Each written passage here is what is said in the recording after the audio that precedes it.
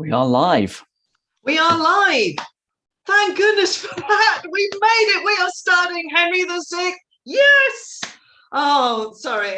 Excuse the sort of triumphant beginning there, but we have had such a week of internet cock-ups and goodness knows what. So we are so delighted that we are all here and we can do Henry VI Part 1 for you. Hello, hooray. So I'm just going to do a quick go around and say hello to this wonderful cast. Got a huge cast of people on screen with me today. This is very exciting. 19 people. Yes. Let's see who we've got ready to do Henry VI Part 1. We have the wonderful Angela Bull joining us from darkest Devon. Absolutely adorable to have you there. And we have Matt, who this week is Gloucester. So you better get protecting that realm, my friend. And for the first time in a full-length play, we have the amazing Carol, who is not in America. She's in Albania, which is the first time we've had a full player from Albania. So it's lovely to have you. And we've got Valentina, and that's her character name. Okay, we're not being rude to her, but although she was getting a little bit of flack just now because she's terribly hot because she's in Italy. And I'm afraid that the UK contingent gave her no sympathy. Derry is back with us this time as the Earl of Somerset, so that's going to be fun. And Susie is back with us from Portsmouth the first time since I think February, and she's going to be joning it for us, which is enormously exciting. Very great to have you there. And Jenny's back with us from the Devon-Cornwall borders, always lovely. Charlotte's back for the first time in ages. I'm going to get so overexcited by this cast, it's ridiculous. And we've got Eugenia, who is doing lots of very interesting bits and pieces for us today. Lovely, lovely. Ellie's with us from the Scottish borders. We are just everywhere today, ready to Duke of York it. We've got Siegfried, multiple rolling from Paris encore, which is great because we've got wars with France again in this play. We've got Ian up there in the Midlands. Very, very lovely to have you. And Ashley's back for the first time in a while. Very good. Bridget got up at I don't know when in the morning to join us from the Pacific West Coast of America. You are crazy. I love you guys. Larissa is in her new home in South London, ready to give us some lovely lovely roles there. And we've got Bridget up there in North London in Holloway to give us a really feisty bishop. I'm so looking forward to this. Alexandra, who has been working her socks off all morning, preparing everybody's prop passes and physical actions. There is a lot of fighting in this play, so we're not cheating. All we've done is fight calls. That's what they would have done in their time. So it's all allowed. We've got Simon, who is ready to give us some serious bit of Warwick, and Zarima is back to be Bedford and a few others. So this is going to be a very lively production. A lot of people are going to be multiply cast. So keep your eyes on who is doing what when. All right, all you lovelies. Off you go to the virtual tiring house, which is me sending them off stage, which basically just means turn your camera off. So ping, ping, ping, ping, ping, off they go. And I just rearrange my screen while they're going so that I can see the script. So to those of you who have joined us before, welcome back. Thank you for continuing with us for this second stage in our journey through the histories. And to those of you who've not joined us before, hello and welcome. My name is Lizzie. I'm Artistic Director of Shakespeare. We are the only UK company currently both performing and teaching Shakespeare and Renaissance text using the technique of cue-based parts only. Why do we do this? Because it's how they did it in those days. It's how these plays were written to be performed. Why have we not rehearsed as a company? Well, partly because we seem to like living on the edge, but again, it's pretty much how it was done in the times. Plays did not have the extended rehearsal process that we are used to today. Under the eye of a director, they were basically, companies were staging a play pretty much every day, 6 or 7 days a week, and everything was rolling very much like in Woodvill. They may have had run through during one of their sort of quieter periods. That could have been weeks, probably months before the play was actually performed. So not a lot of help in many respects from an actor's point of view. So that's why we do what we do. That's who we are and why we're doing it. She says, checking her list, what haven't I talked about? As ever, if you are able to give us a donation, you will see our PayPal donate button is up there by our YouTube feed. It is not required at this stage, although I should give you a little warning that things may be going to need to change when we get into the autumn. For the moment, we are still performing on voluntary contributions only. If you are able to give us some, then it would be very much appreciated. Donations go into a pot, which is periodically divided between members of the company still in financial need. And we also give a percentage to charity. At the moment, we are supporting the UNICEF's, I think it's UNICEF's, I probably said that wrong, but Vaccinations for All. We also support Blueprint for All, formerly known as the Stephen Lawrence Foundation, supporting projects developing programs for young people in this country and so forth. So if you are able to, thank you very much. If you can't, please enjoy yourselves anyway. You are extremely welcome to be here. We are very much enjoying doing this for you and with you. So what play are we doing today? It is the excitingly titled Henry VI Part 1, which is one of the most uninteresting titles ever. This is definitely a very interesting play. I'll be chatting to you about that and a few other things during the 2 intervals that we have given you, and to give the cast a bit of a break and to give you yourselves a chance to nip off and make a cup of tea or whatever it is you need to do. So this is a full-length play. This is a non-edited history of the first folio. So we could be here for the better part of 4 hours today. I'm just going to give you that warning. I obviously don't know because we haven't run the play yet. That's one of the things about our technique. But that's just so you know. So Henry VI, the young son of Henry V. You may remember him. We did plays about him a couple of months ago. So Henry IV, Part 1 and Part 2, and Henry V, we saw the journey of Prince Hal, who is the son of King Henry IV. And we saw his journey from sort of carefree youth into great war leader in Henry V, leading the English in these triumphant battles in France, and then coming back in glory to England with the French princess to seal this everlasting peace with England and France united under one king. I suppose technically the English king, but at this point also the French king. And so that's the way it was going to be forever until we get to Henry VI. Because history, as we all know, doesn't follow a predictable path. This is what we thought was going to happen at the end of Henry V. Well, Henry V himself has died much, much sooner than anybody expected, when his young son, also called Henry, was, I think, only about 9 months old.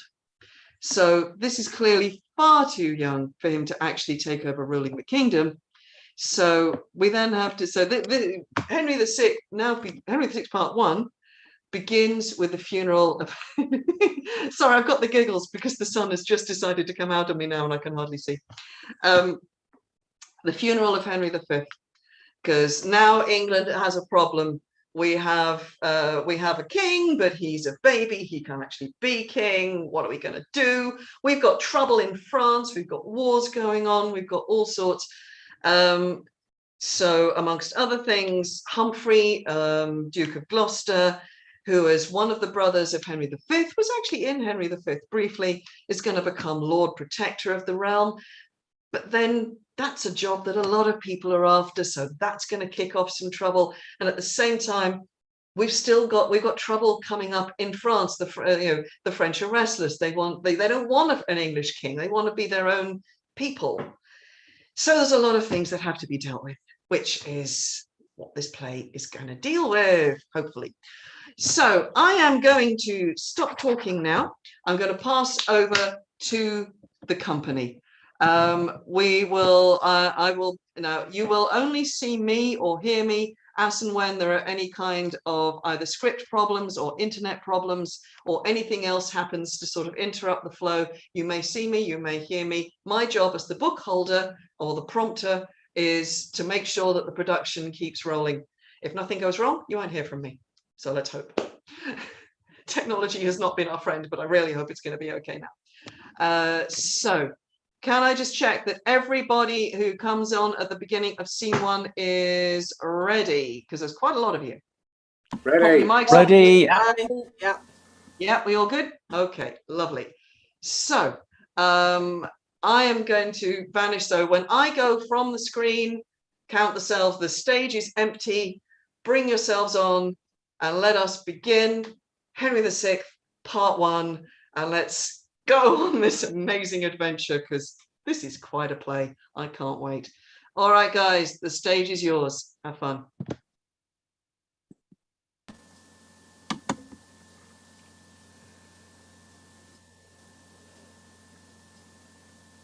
Hung be the heavens with black, yield day to night.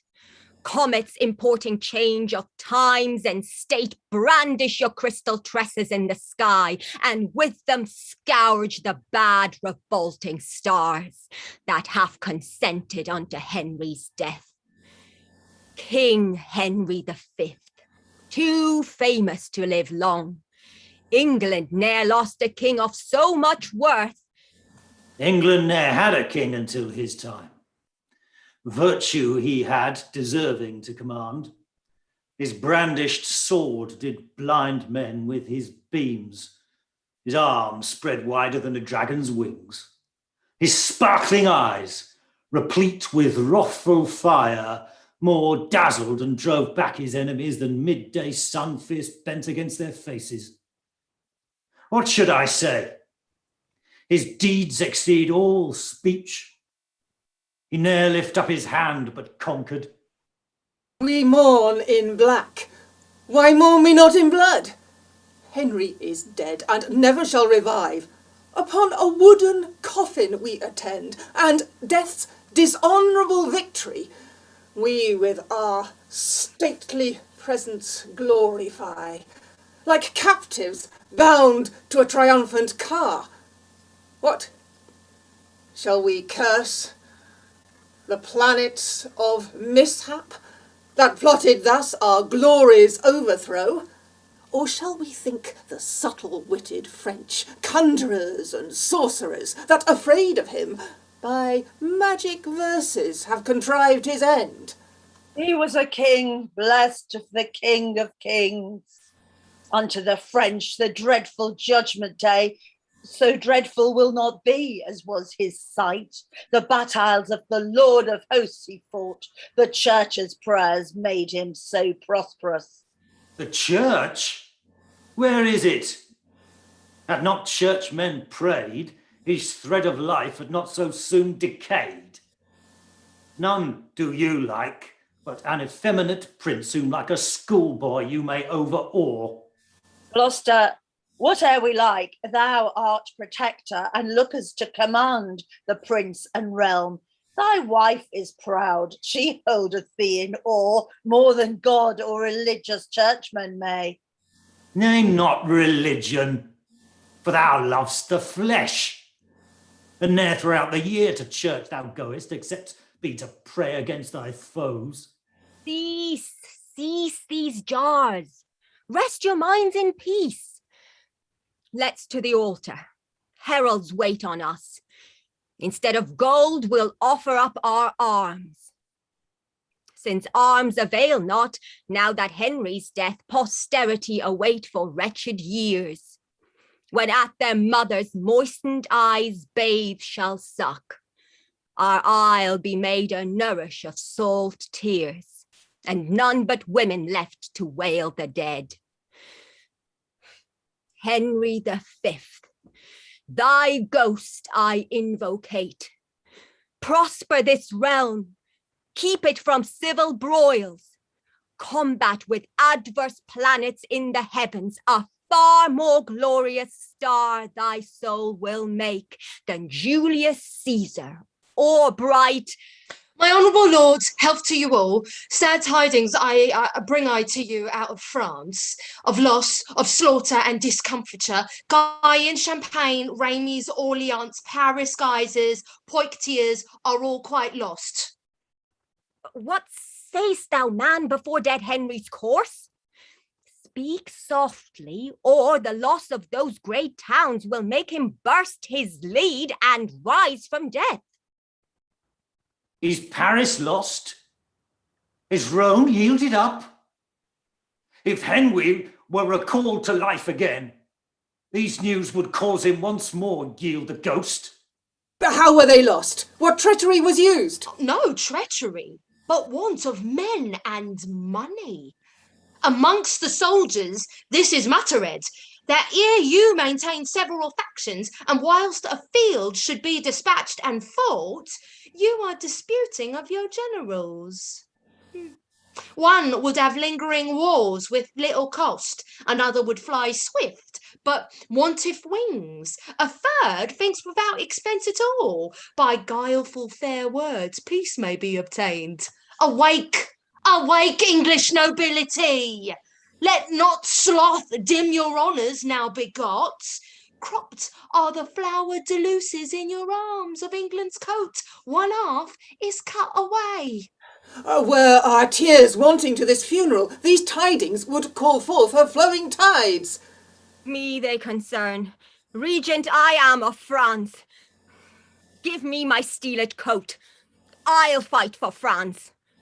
Away with these disgraceful wailing robes.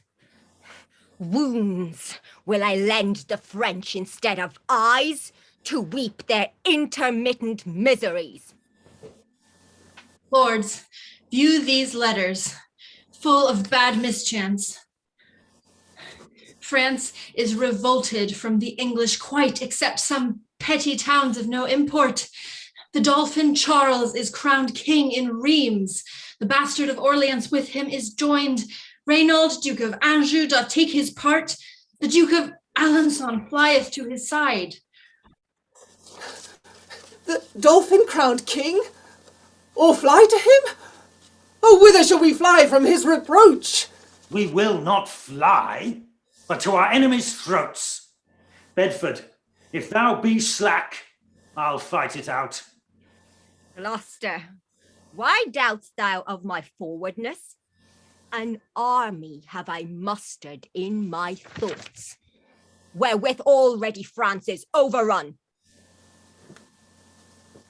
My gracious lords, to add to the laments wherewith bedew King Henry's hearse, I must inform you of a dismal fight betwixt the stout Lord Talbot and the French.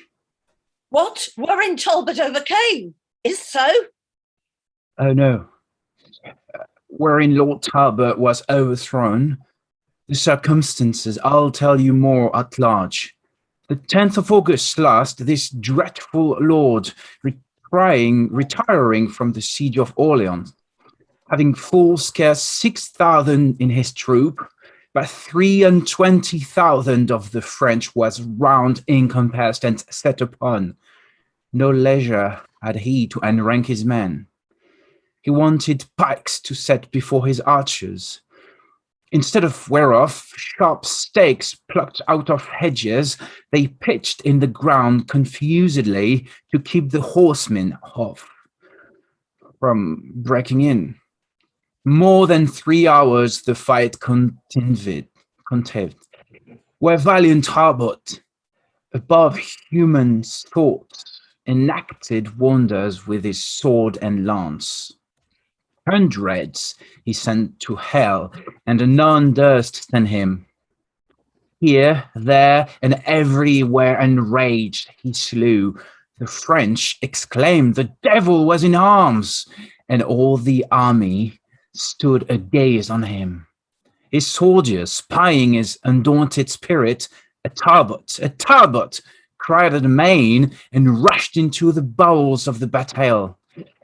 he had the conquest fully been sealed up, if Sergeant Falstaff hadn't played the coward.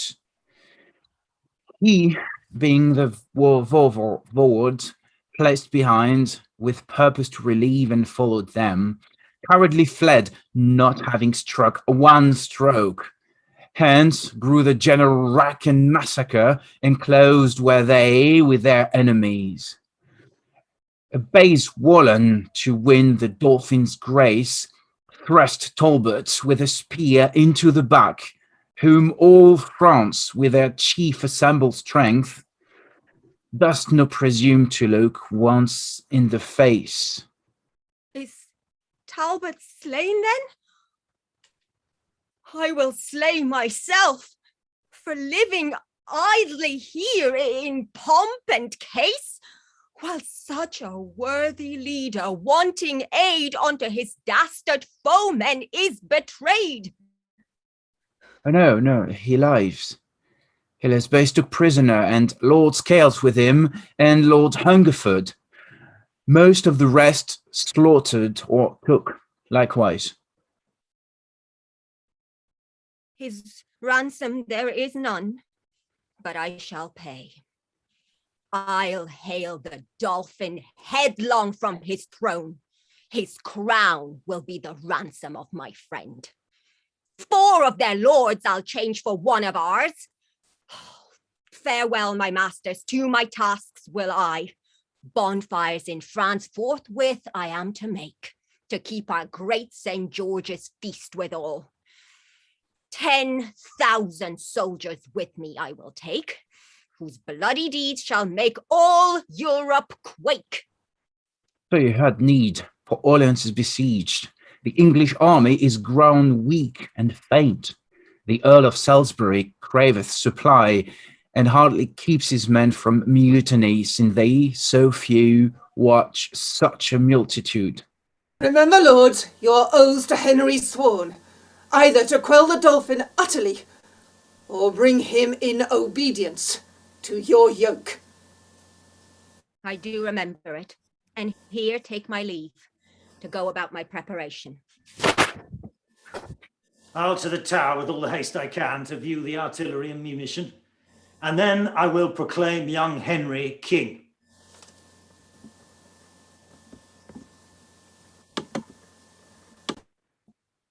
To Elton will I, where the young king is, being ordained his special governor, and for his safety there I'll best devise. Each has his place and function to attend. I am left out.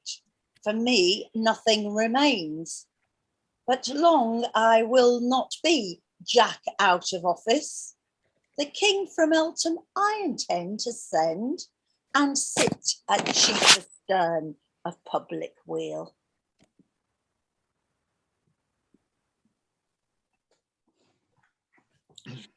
Mars, in his true moving, even as in the heavens, so in the earth, to this day is not known.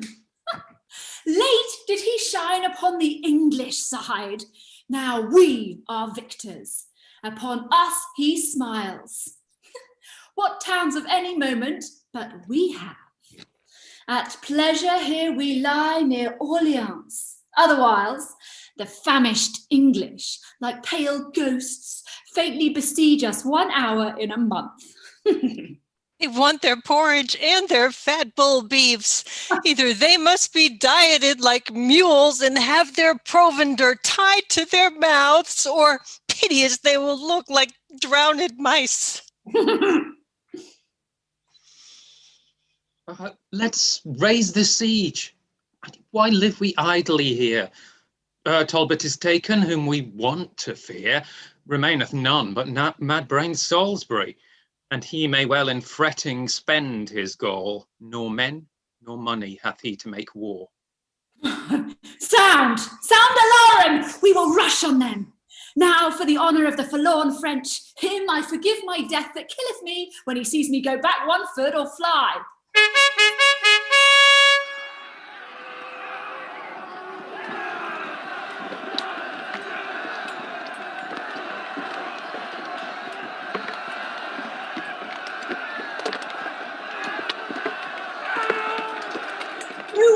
for the like. What men have I? Dogs, cowards, dastards! I would ne'er have fled, but that they left me amidst my enemies. Salisbury is a desperate homicide. He fighteth as one weary of life. The other lords, like lions wanting food, do rush upon us as their hungry prey. Froissart, a countryman of ours, records England all Olivers and Rolands breed during the time Edward III did reign. More truly now may this be verified, for none but Samsons and Goliaths it sendeth forth to skirmish 1 to 10. Lean-boned rascals! Who would e'er suppose they had such courage and audacity? Let's leave this town, for they are harebrained slaves, and hunger will enforce them to be more eager. Of old I know them, rather with their teeth the walls they'll tear down, than forsake the siege. I think by some odd glimmers or device their arms are set like clocks that still to strike on, else ne'er could they hold out so as they do. By my consent will even let them alone. Be it so. Where is the Prince Dauphin? I have news for him. Bastard of Orleans! Thrice welcome to us! Methinks your looks are sad, your cheer paled. Hath the late overthrow wrought this offence? Be not dismayed, for succour is at hand. A holy maid hither with me I bring, which by a vision sent to her from heaven ordains to raise this tedious siege and drive the English forth the bounds of France. The spirit of deep prophecy she has, exceeding the 9 sibyls of old Rome. What's past and what's to come she can descry. Speak. Shall I call her in? Believe my words, for they are certain and infallible. Go, call her in, but first, to try her skill, Reignier, thou standest Dauphin in my place. Question her proudly, let thy looks be stern. By this means shall we sound what skill she hath. Fair maid, is't thou wilt do these wondrous feats? Reignier, is't thou that thinkest to beguile me? Where is the Dauphin?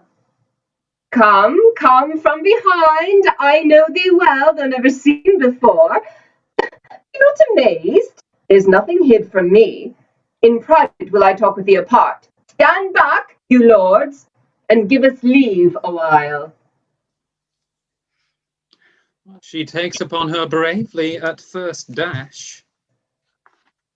Dauphin, I am by birth a shepherd's daughter. My wit untrained in any kind of art. Heaven and Our Lady gracious hath it pleased to shine on my contemptible estate. Lo, whilst I waited on my tender lambs, and to sun's parching heat displayed my cheeks, God's mother deigned to appear to me, and in a vision full of majesty willed me to leave my base vocation and free my country from calamity. Her aid she promised and assured success. In complete glory she revealed herself, and whereas I was black and swart before, with those clear rays which she infused on me, that beauty am I blessed with, which you may see. Ask me what question thou canst possible, and I will answer unpremeditated. My courage try by combat if thou darest, and thou shalt find that I exceed my sex.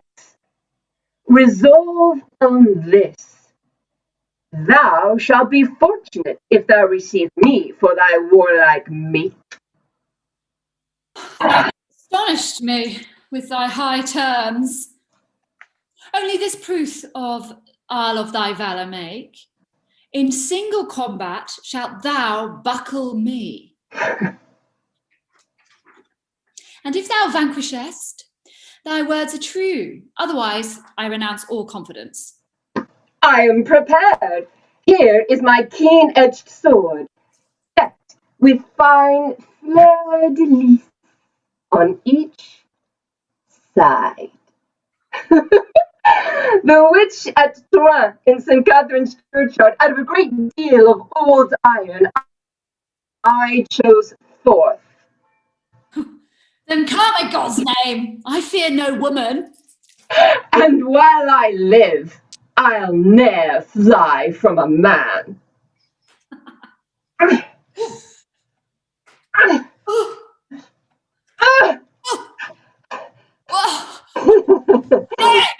Stay thy hands! Thou art an Amazon! And fight us with the sword of Deborah! Christ's mother helps me, else I were too weak. Well, whoe'er helps thee, 'tis thou that must help me. Ooh. Impatiently I burn with thy desire. My heart and hands at once thou subdued. Excellent puzzle, if thy name be so. Excellent puzzle, get it? Puzzle, puzzle. Thy servant and not sovereign be. 'Tis the French Dauphin sueth to thee thus. I must not yield to any rights of love, for my profession sacred from above. When I have chased all thy foes from hence, then will I think upon a recompense. For meantime, look gracious on thy prostrate thrall. My lord, methinks, is very long in talk. Doubtless he shrives this woman to her smock, else ne'er could he be so long protract in his speech. Shall we disturb him, since he keeps no mean? He may mean more than we poor men do know. These women are shrewd tempters with their tongues. My lord, where are you?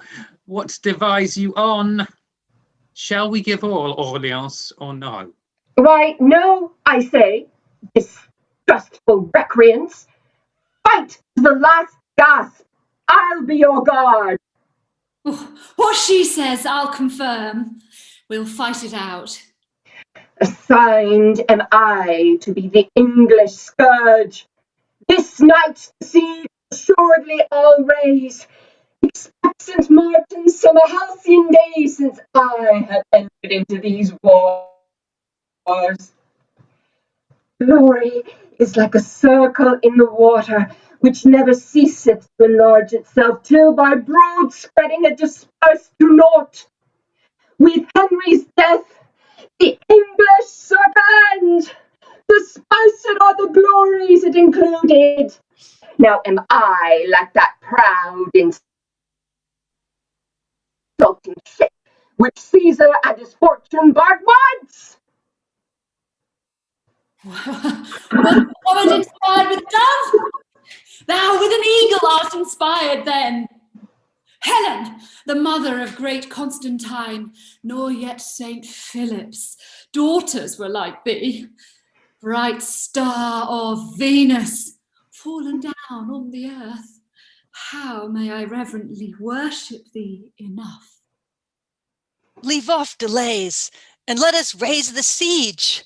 Oh, woman, do what thou canst to save our honours. Drive them from Orleans and be immortalized. Presently we'll try. Come, let's away about it. No prophet will I trust if she be false. I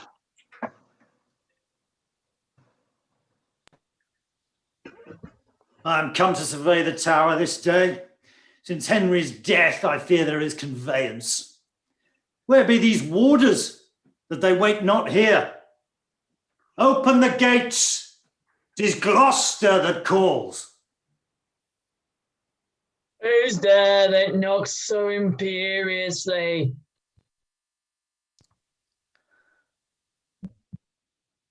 It's the noble Duke of Gloucester. Whoe'er he be, you may not be let in. Villainies, answer you, so the Lord Protector. The Lord protect him, so we answer him. We do no otherwise than we are willed. Who wills you? or whose will stands but mine? There's none protector of the realm but I. Break up the gates, I'll be your warranties. Shall I be flouted thus by dunghill grooms? What noise is this? What traitors have we here? Lieutenant, is it you whose voice I hear? Well, open the gates. Here's Gloucester that would enter. Oh, have patience, noble Duke. I may not open, the Cardinal of Winchester forbids. From him I have express commandment that thou nor none of thine shall be let in. Faint-hearted Woodvill, prizest him for me? Arrogant Winchester, that haughty prelate, whom Henry, our late sovereign, ne'er could brook. Ha! Thou art no friend to God or to the king. Open the gates, or I'll shut thee out shortly. Open the gates unto the Lord Protector! Or we'll burst them open if that you come not quickly. Oh, now, ambitious Humfire, what means this? Peeled priest, dost thou command me to be shut out? I do, thou most usurping proditor, and not protector of the king or realm.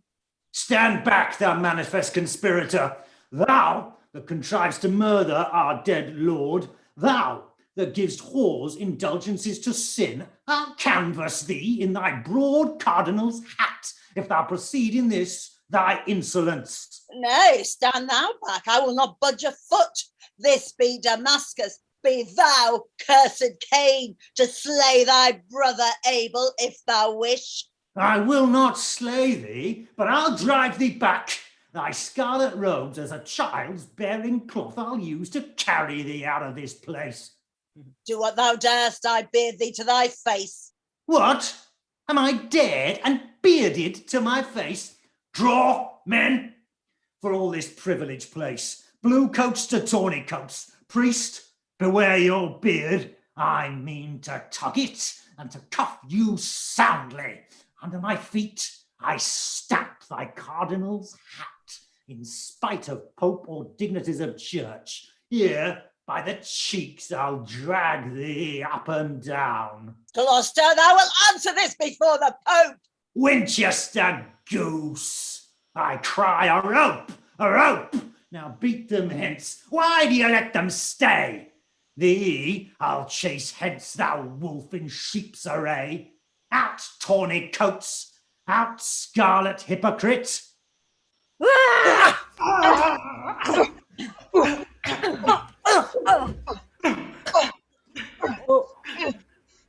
Fie, lords! Fie!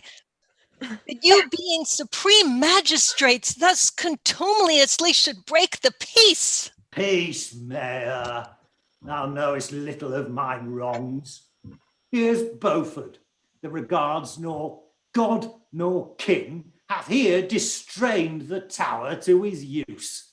Here's Gloucester, a foe to citizens, one that still motions war and never peace, or charging your free purses with large fines, that seek to overthrow religion because he is protector of the realm, and would have armour here out of the tower to crown himself king and suppress the prince. I will not answer thee with words, but blows.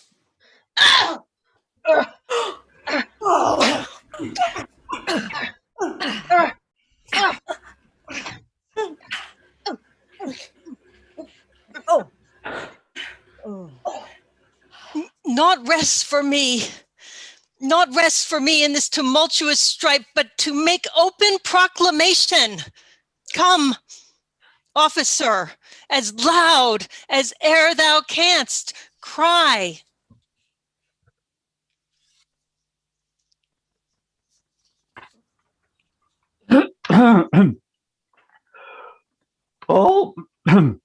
all manner of men assembled here in arms this day against God's peace and the king's, we charge and command you in his highness name to repair to your several dwelling places and not to wear, handle, or use any sword, weapon, or dagger henceforward upon pain of death. Cardinal, I'll be no breaker of the law, but we shall meet and break our minds at large. Gloucester will meet to thy cost, be sure. Abominable Gloucester, guard thy head, for I intend to have it ere long.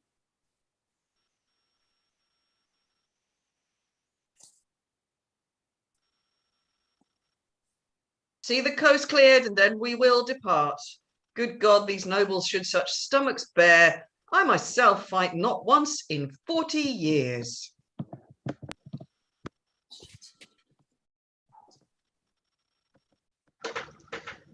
Sirrah, thou knowst how Orleans is besieged and how the English have the suburbs won.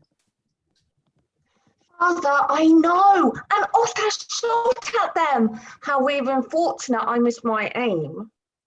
But now thou shalt not. Be thou ruled by me. Chief Master Gunner am I of this town. Something I must do to procure me grace. The prince's spies have informed me how the English in the suburbs close entrenched went through a secret grate of iron bars in yonder tower to overpeer the city, and thence discover how with most advantage they may vex us with shot or with assault. To intercept this inconvenience, a piece of ordnance against it I have placed, and even these 3 days have I watched if I could see them. Now, do thou watch, for I can stay no longer. If thou spy'st any, run and bring me word, and thou shalt find me at the governor's. Father, I warrant you, take you no care. I'll never trouble you if I may spy 'em.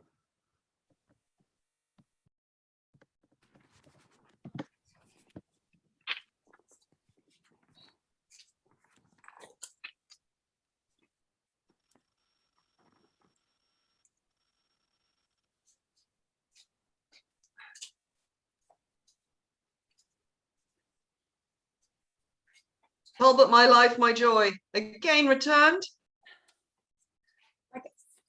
How art thou Talbot, handled? my life, my joy. How art thou again returned? How art thou handled, being prisoner? Or by what means gotst thou to be released? Discourse, I prithee, on this turret top.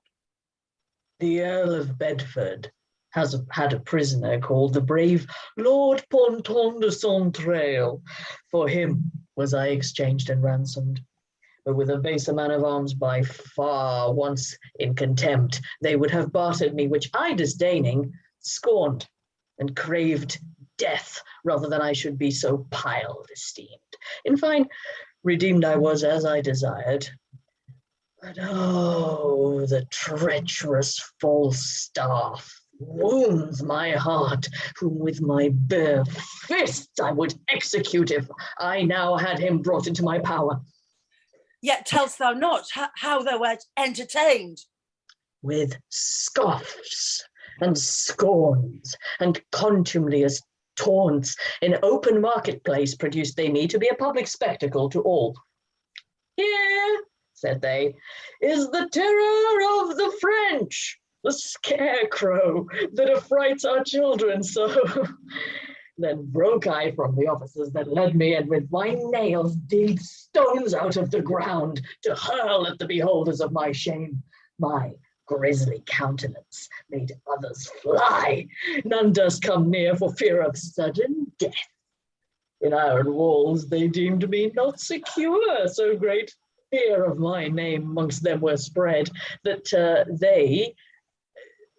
they supposed I could rend bars of steel and spurn in pieces posts of adamant, wherefore a guard of chosen poison shot I had that walked about me every minute while, and if I did but stir out of my bed, ready they were to shoot me in the heart.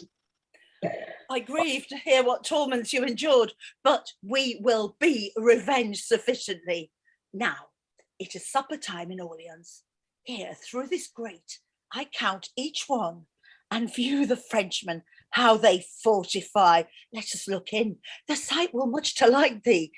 Sir Thomas Gargrave and Sir William Glasdale, let me have your express opinions. Where is best place to make our battery next? I think the North Gate, for there stands Lord. And I here, at the bulwark of the bridge. For aught I see, the city must be famished, or with light skirmishes enfeebling. Oh Lord, have mercy on us, wretched sinners!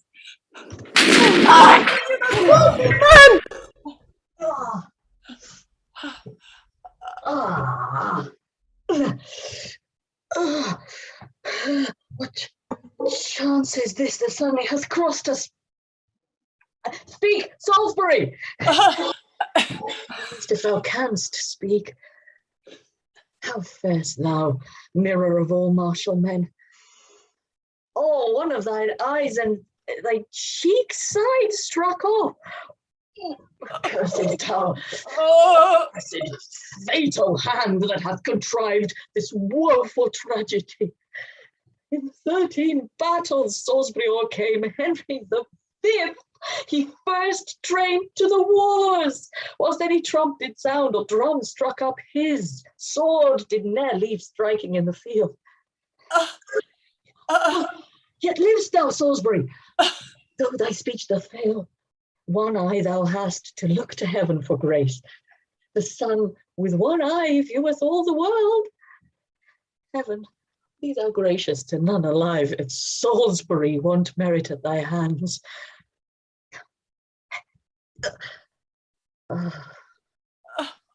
There's his body. I will help to bury it. Sir Thomas Gargrave, hast thou any life? Speak unto Talbot. They look up to him. Salisbury! Cheer thy spirit with this comfort. Thou shalt not die whilst... Oh, he beckons with his hand and smiles on me, as who should say, when I am dead and gone, remember to avenge me on the French. Plantagenet, I will, and like thee, play on the lute, beholding the towns burned. Wretched shall France be, only in thy name.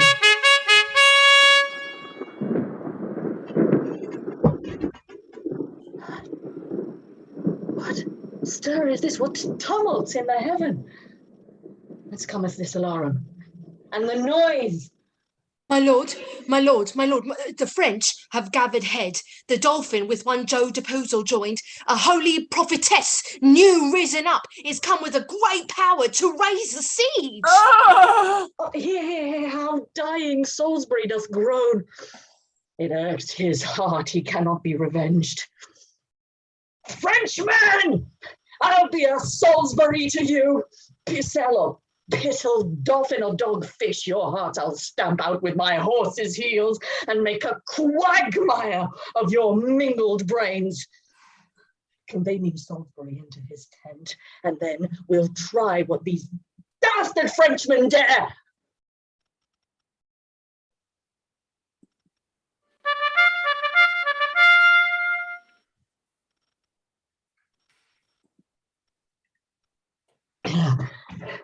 Where is my strength, my valor, and my force? Our English troops retire, I cannot stay them. A woman clad in armor chaseth them. There, here she comes. I'll have a bout with thee, devil, or devil's dam. I'll conjure thee. Blood will I draw on thee. Thou art a witch, and straightway givest thy soul to him thou servest. Come, 'tis only me that I must disgrace thee.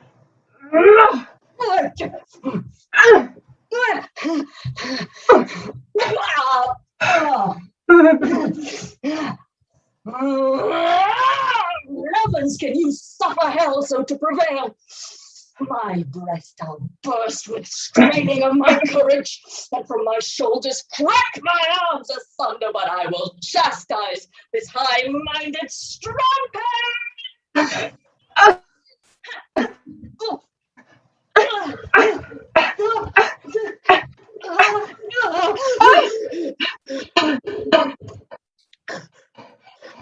Talbot, farewell.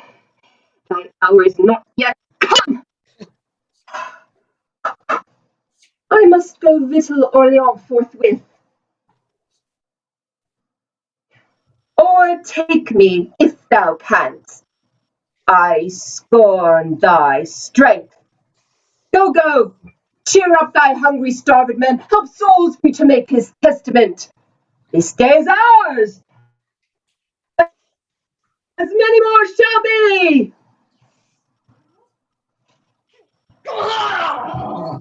My feet are whirled like a potter's wheel. I know not where I am or what I do. A witch by fear, not force, like Hannibal, drives back our troops and conquers as she lists. So bees with smoke and doves with noisome stench are from their hives and houses driven away. They called us for our fierceness English dogs. Now, like two whelps, we cry, run away, run away.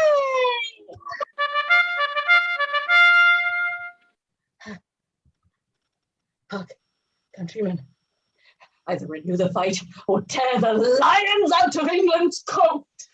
Renounce your soil. Give sheep in lion's stead. Sheep are not so half so treacherous from the wolf or horse, or oxen are from the leopard, as you fly from your oft subdued slaves. Ah!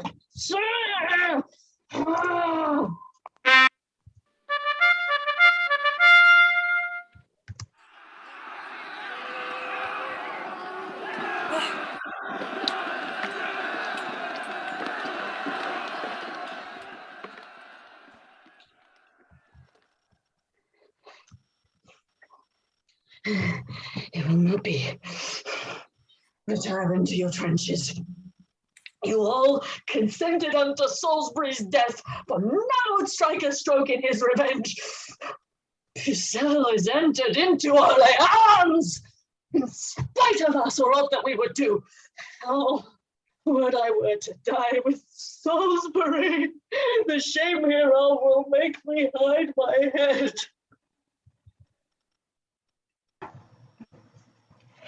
Advance our waving colours on the walls. Rescued is Orleans from the English. Thus, Joan La Pucelle hath performed her word. Divinest creature, Astrea's daughter, how shall I honour thee for this success? Thy promises are like Adonis' garden that one day bloomed and fruitful were the next. France, triumph in thy glorious prophetess. Recovered is the town of Orleans. More blessed hap did ne'er befall our state. Why ring not out the bells aloud throughout the town? A Dauphin command the citizens make bonfires and feast and banquet in the open streets to celebrate the joy that God has given us. All France will be replete with mirth and joy when they shall hear how we have played the men. 'Tis Joan, not we, by whom the day is won, for which I will divide my crown with her. And all the priests and friars in this realm shall in procession pray her endless praise. A stateliest pyramus to her I'll rear than Randolph or Memphis ever was. In memory of her, when she is dead, her ashes in an urn more precious than the rich jewelled coffer of Darius transported shall at high festivals before the kings and queens of France No longer on St. Denis shall we cry, but Joan de Puzel shall be France's saint.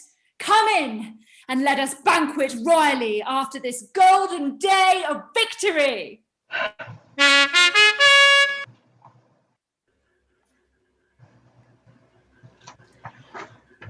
Sirs, well, take your places and be vigilant. If any noise or soldier you perceive near to the walls by some apparent sign, let us have knowledge at the court of guard. Sergeant, you shall. Thus are poor servitors, when others sleep upon their quiet beds, constrained to watch in darkness, rain and cold.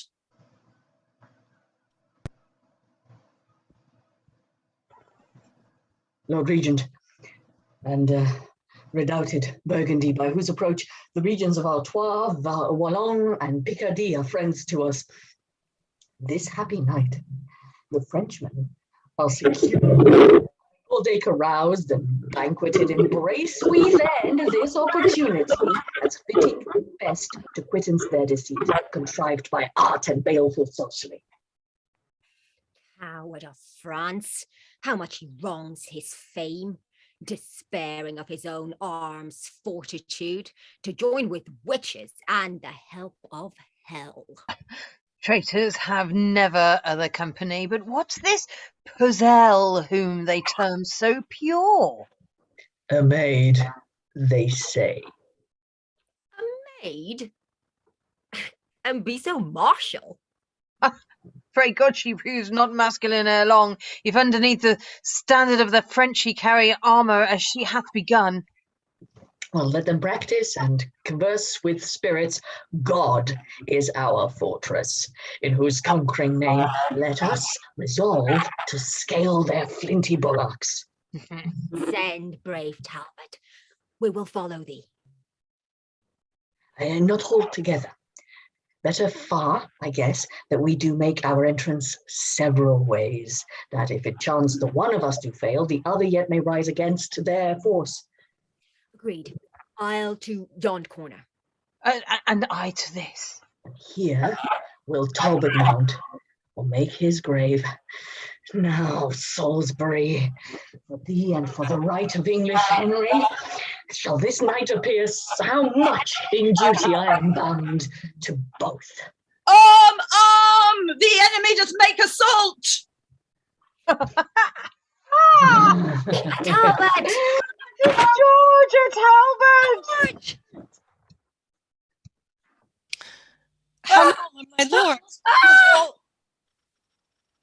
How now, my lords? What, all unready so? Already? I am glad to escape so well. 'Twas time, I trow, to wake and leave our beds, hearing alarms at our chamber doors. Of all exploits since first I followed arms, ne'er heard I of a warlike enterprise more venturous or desperate than this. I think this Talbot be a fiend of hell. If not of hell, the heavens sure all favour him. Here cometh Charles. I marvel how he speed. Tut holy Joan was his defensive guard. Is this thy cunning, thou deceitful dame? Didst thou at first to flatter us withal, as partakers of a little gain, that now our loss might be 10 times so much? My first Charles impatient with his friend. At all times will you have my power alike? Sleeping or waking, must I still prevail? Or will you blame me and lay the fault on me? Improvident soldiers! Had your watch been good, this sudden mischief never could have fallen. Duke of Alençon, this was your default. That being captain of the watch tonight did look no better to that weighty charge. Had all your quarters been as safely kept as that whereof I had the government, we had not been thus shamefully surprised. Mine was secure. And so was mine, my lord.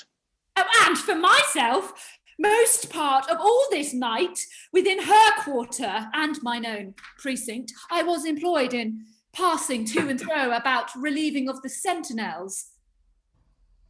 Then how, or which way, should they first break in? Question, my lords, no further of the case. How or which way? 'Tis sure they found some place but weakly guarded where the breach was made. And now there rests no other shift but this, to gather our soldiers scattered and dispersed, and lay new platforms to endamage them. A Talbot! A Talbot! St. George and a Talbot!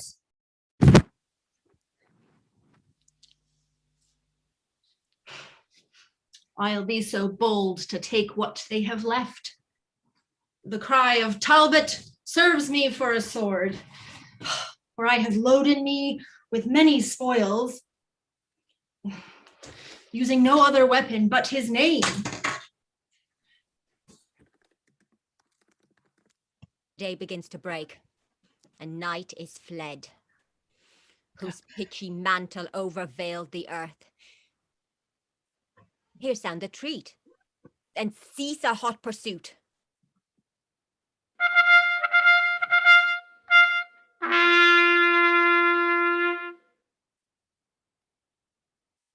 Bring forth the body of old Salisbury, and here advance it in the marketplace, the middle centre of this cursed town. Now have I paid my vow unto his soul, for every drop of blood was drawn from him. There hath at least 5 Frenchmen died tonight, and that hereafter may behold what ruin happened in revenge of him. Within their chiefest temple I'll erect a tomb, where his corpse shall be interred, upon the which, that everyone may read, shall be engraved the sack of Orleans. Treacherous manner of his mournful death, and what a terror he had been to France. But lords, in all our bloody massacre, I muse we met not with the Dauphin's grace, his new-come champion, virtuous Joan of Arc, nor any of his false confederates. 'Tis thought, Lord Talbot, when the fight began, roused on the sudden from their drowsy beds, they did among the troops of armed men leap o'er the walls for refuge in the field. Myself, as far as I could well discern from smoke and dusty vapours of the night, am sure I scared the Dauphin and his troll, when arm in arm they both came swiftly running like a pair of loving turtle doves that could not live asunder day or night. After that, things are set in order, and we'll follow them with all the power we have. All hail, my lords. Which of this princely train call ye the warlike Talbot, for his act so much applauded through the realm of France? Here is the Talbot. Who would speak with him? The virtuous lady, Countess of Auvergne, with modesty admiring thy renown, by me entreats, great lord, thou wouldst vouchsafe to visit her poor castle where she lies, that she may boast she hath beheld the man whose glory fills the world with loud report. It is even so. Now then I see our wars will turn into a peaceful comic sport, when ladies crave to be encountered with. You may not, my lord, despise her gentle suit.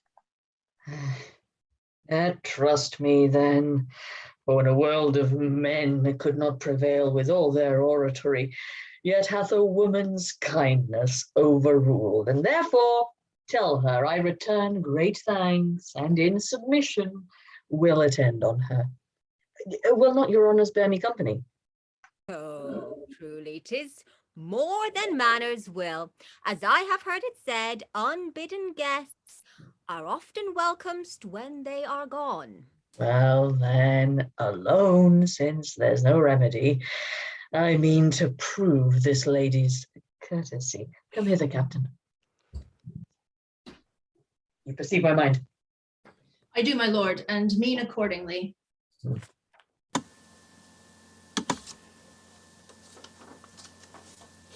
Yeah, but remember what I gave in charge, and when you have done so, bring the keys to me. Madam, I will. The plot is laid.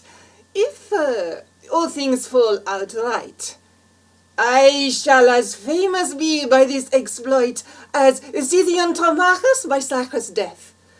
Great is the rumour of this dreadful knight, and his achievements of no less account.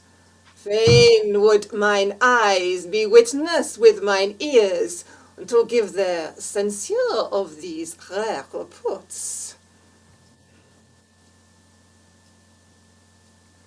Madam, according as your ladyship desired, by message craved, so is Lord Talbot come.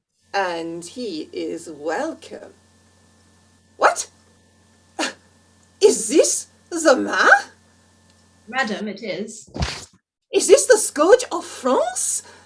Is this the Talbot so much feared abroad, that with his name the mothers steal their babes? I see report is fabulous and false. I thought I should have seen some Hercules, a second Hector, for his grim aspect, and large proportion of his strong knit limbs. Alas, this is a child, a silly boy. What? Is this the man? Madam, it is. It cannot be. This weak and riddled shrimp should strive such terror to his enemies. Madam, I have been bold to trouble you, but since your ladyship is not at leisure, I'll sort some other time to visit you. What means he now? Go? Ask him whither he goes. Stay, my Lord Talbot, for my lady craves to know the cause of your abrupt departure. Mary, for that she's in a wrong belief, I go to certify her Talbot's here. If thou be ease, then thou art prisoner. Prisoner? To whom? To me, blood-thirsty lord. And for that cause, I train thee to my house. Long time thy shadow has been thralled to me. For in my gallery thy picture hangs. But now the substance shall endure the like, and I will chain these legs and arms of thine, that has by tyranny these many years wasted our country, slain our citizens, and sent our sons and husbands captivate. Laughest thou? Laughest thou, wretch? Thy mirth shall turn to moan. I love to see your ladyship so fond, to think that you have aught but Talbot's shadow whereon to practice your severity. Why, art not thou the man? I am, indeed. Then I have substance too. No. No. I am but shadow of myself. You are deceived. My substance is not here, for what you see is but the smallest part and least proportion of humanity. I tell you, madam, were the whole frame here, it is of such a spacious, lofty pitch, your roof were not sufficient to contain it. This is a riddling merchant for the nonce. He will be here, and yet he is not here. How can these contrarieties agree? That will I show you presently. Strike!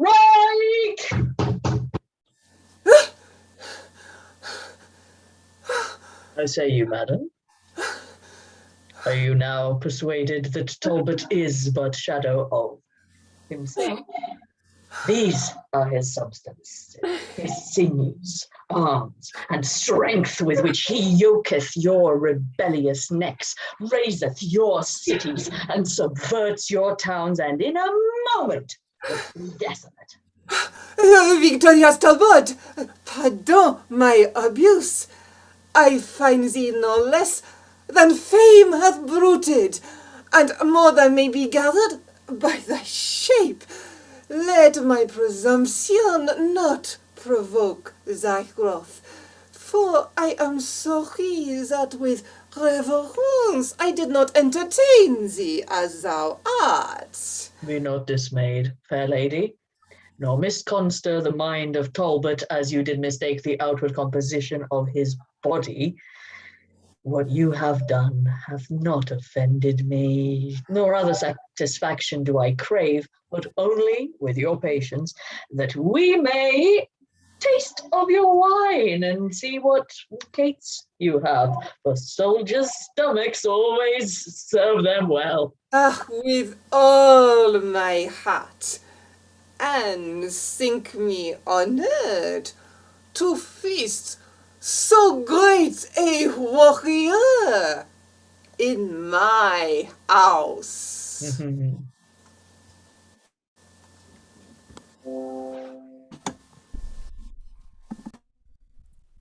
Great lords and gentlemen, what means this silence?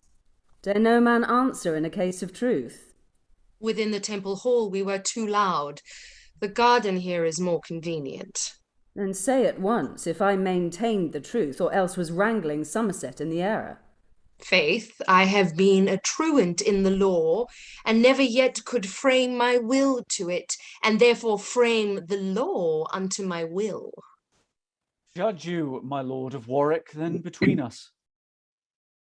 Between two hawks, which flies the higher pitch, between two dogs, which hath the deeper mouth, between two blades, which bears the better temper, between two horses, which doth bear him best, between two girls, which hath the merriest eye, I have perhaps some shallow spirit of judgment, but in these nice sharp quillets of the law, good faith, I am no wiser than a daw.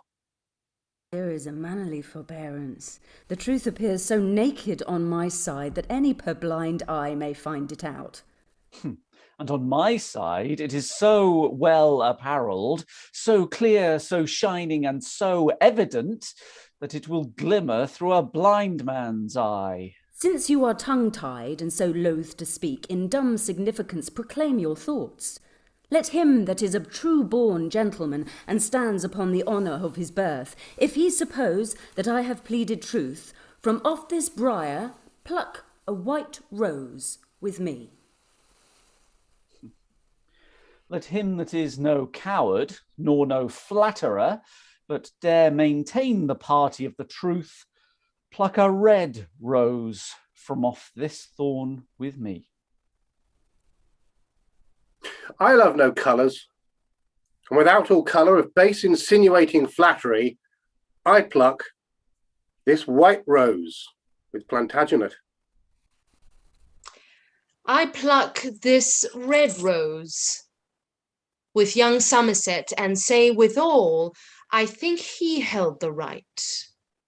Fair lords and gentlemen, and pluck no more till you conclude that he upon whose side the fewest roses are cropped from the tree shall yield the other in the right opinion. Good Master Vernon, it is well objected. If I have fewest, I subscribe in silence. And I.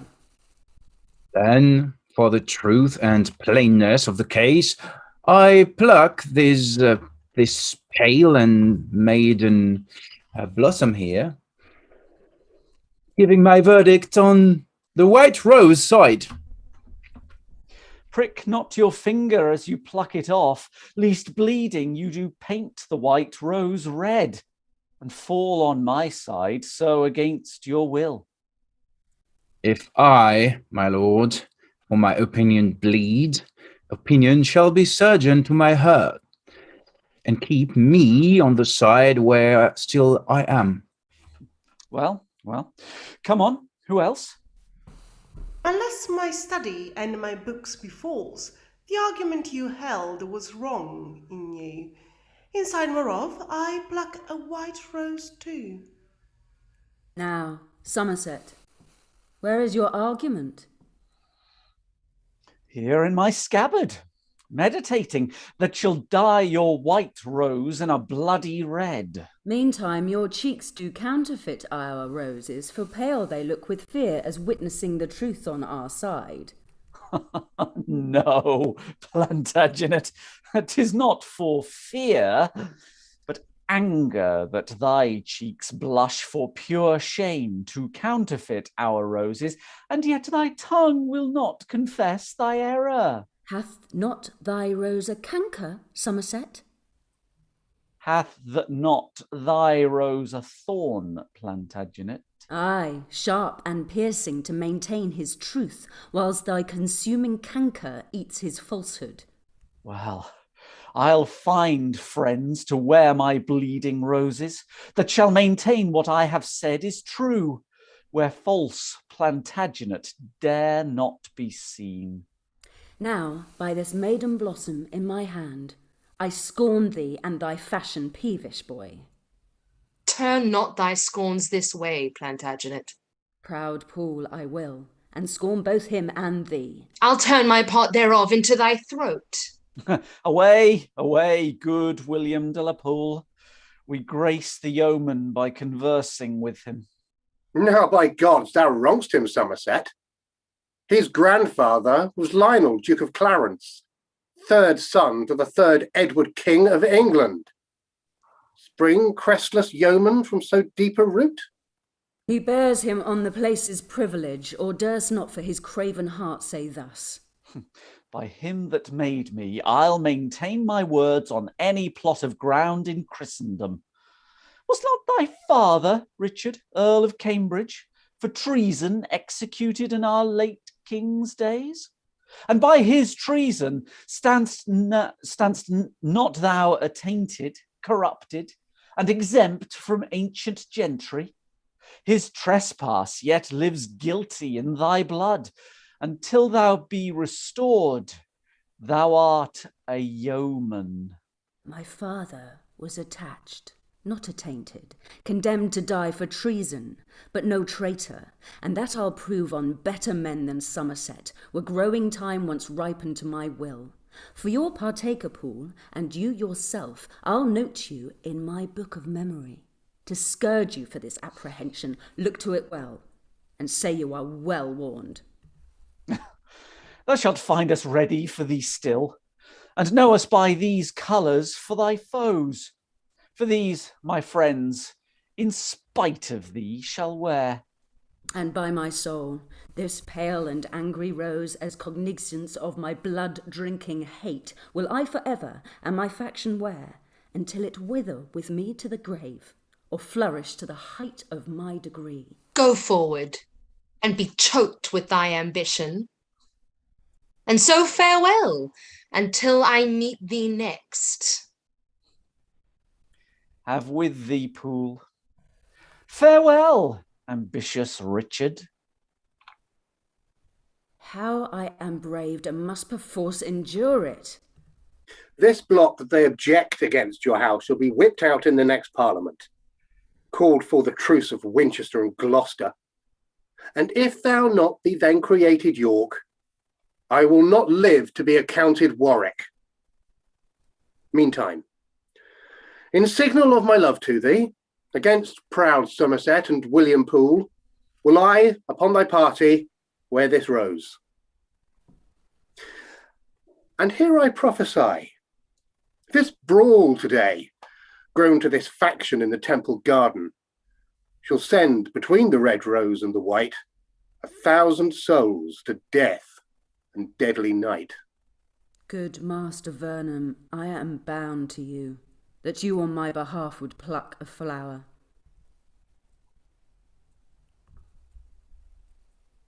In your behalf, I still will wear the same. So will I. Thanks, gentle. Come, let us fall to dinner. I dare say this quarrel will drink blood another day.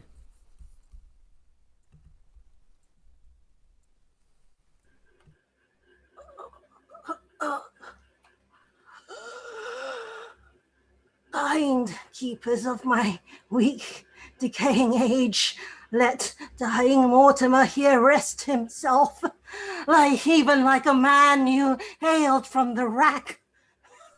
So fare my limbs with long imprisonment, and these grey locks, the pursuance of death, nestle like aged in an age of care, argue the end of Edmund Mortimer. These eyes, like lamps whose wasting oil is spent, wax dim as drawing to their exigent. Weak shoulders o'erborne with burthening grief, and pitiless arms like to a withered vine that droops his sapless branches to the ground. Yet are these feet, whose strengthless stay is numb, unable to support this lump of clay, swift-winged with desire to get a grave, as witting I no other comfort have. But tell me, keeper, will my nephew come? Richard Plantagenet, my lord, will come. We sent on to the temple, onto his chamber, an answer was returned that he will come. Enough. My soul shall then be satisfied. Poor gentleman, his wrong doth equal mine. Since Henry Monmouth first began to reign, before whose glory I was great in arms, this loathsome sequestration have I had, and even since then hath Richard been obscured, deprived of honor and inheritance. But now, the arbitrator of despairs, just death, kind umpire of men's miseries, with sweet enlargement doth dismiss me hence. I would his troubles likewise were expired, that so he might recover what was lost.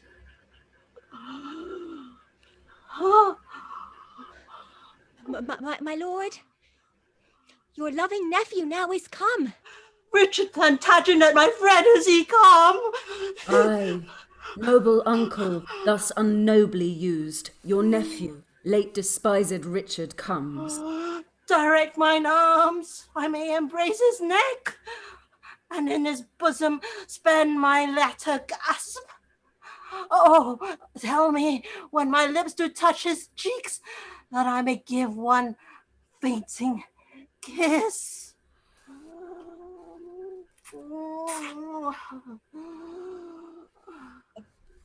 Oh, and now declare, sweet stem from York's great stock, what didst thou say of late thou wert despised? First, lean thine aged back against mine arm, and in that ease I'll tell thee my disease. This day, in argument upon a case, some words there grew twixt Somerset and me, among which terms he used his lavish tongue, and did upbraid me with my father's death, which oblique set bars before my tongue, else with the like I had requited him. Therefore, good uncle, for my father's sake, in honour of a true Plantagenet, and for alliance sake, declare the cause my father, Earl of Cambridge, lost his head. That cause, fair nephew, that imprisoned me, and hath detained me all my flowering youth, with a loathsome dungeon there to pine, was cursed instrument of his decease. Discover more at large what cause that was, for I am ignorant and cannot guess.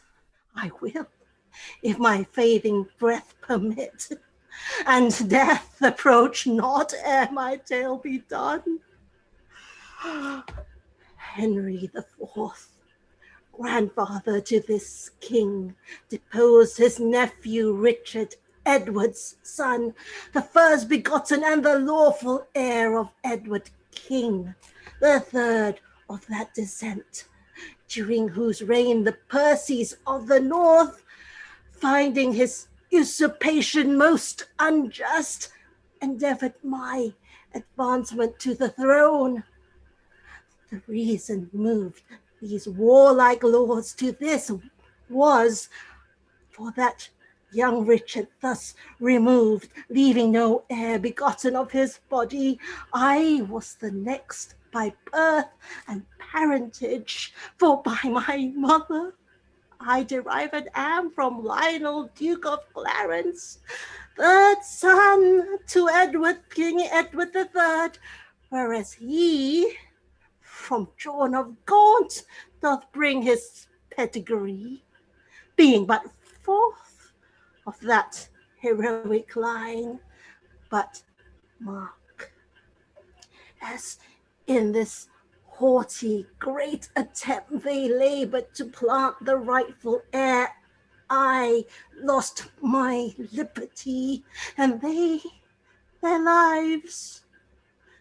Long after this, when Henry V, succeeding his father, Bolingbroke, did reign, thy father, Earl of Cambridge, then derived from famous Edmund Langley, Duke of York, marrying my sister, that thy mother was, again, in pity of my hard distress, levied an army, weening to redeem and have installed me in the diadem.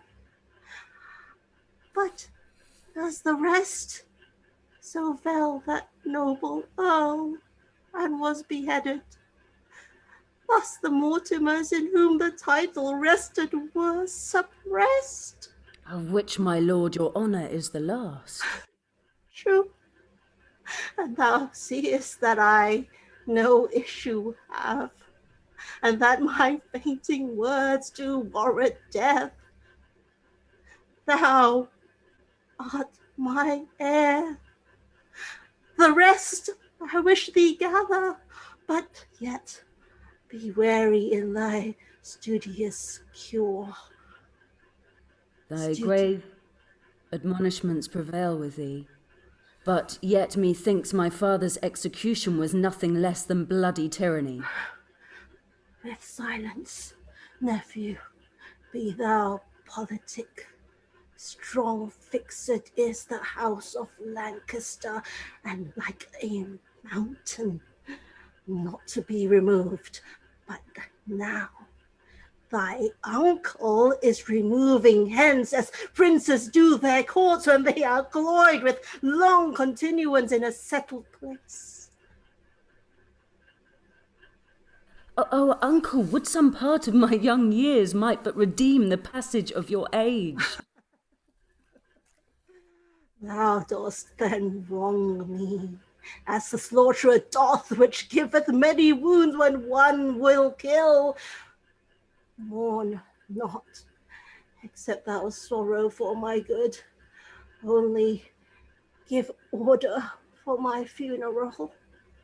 And so farewell, and fair be all thy hopes, and prosperous be thy life in peace and war.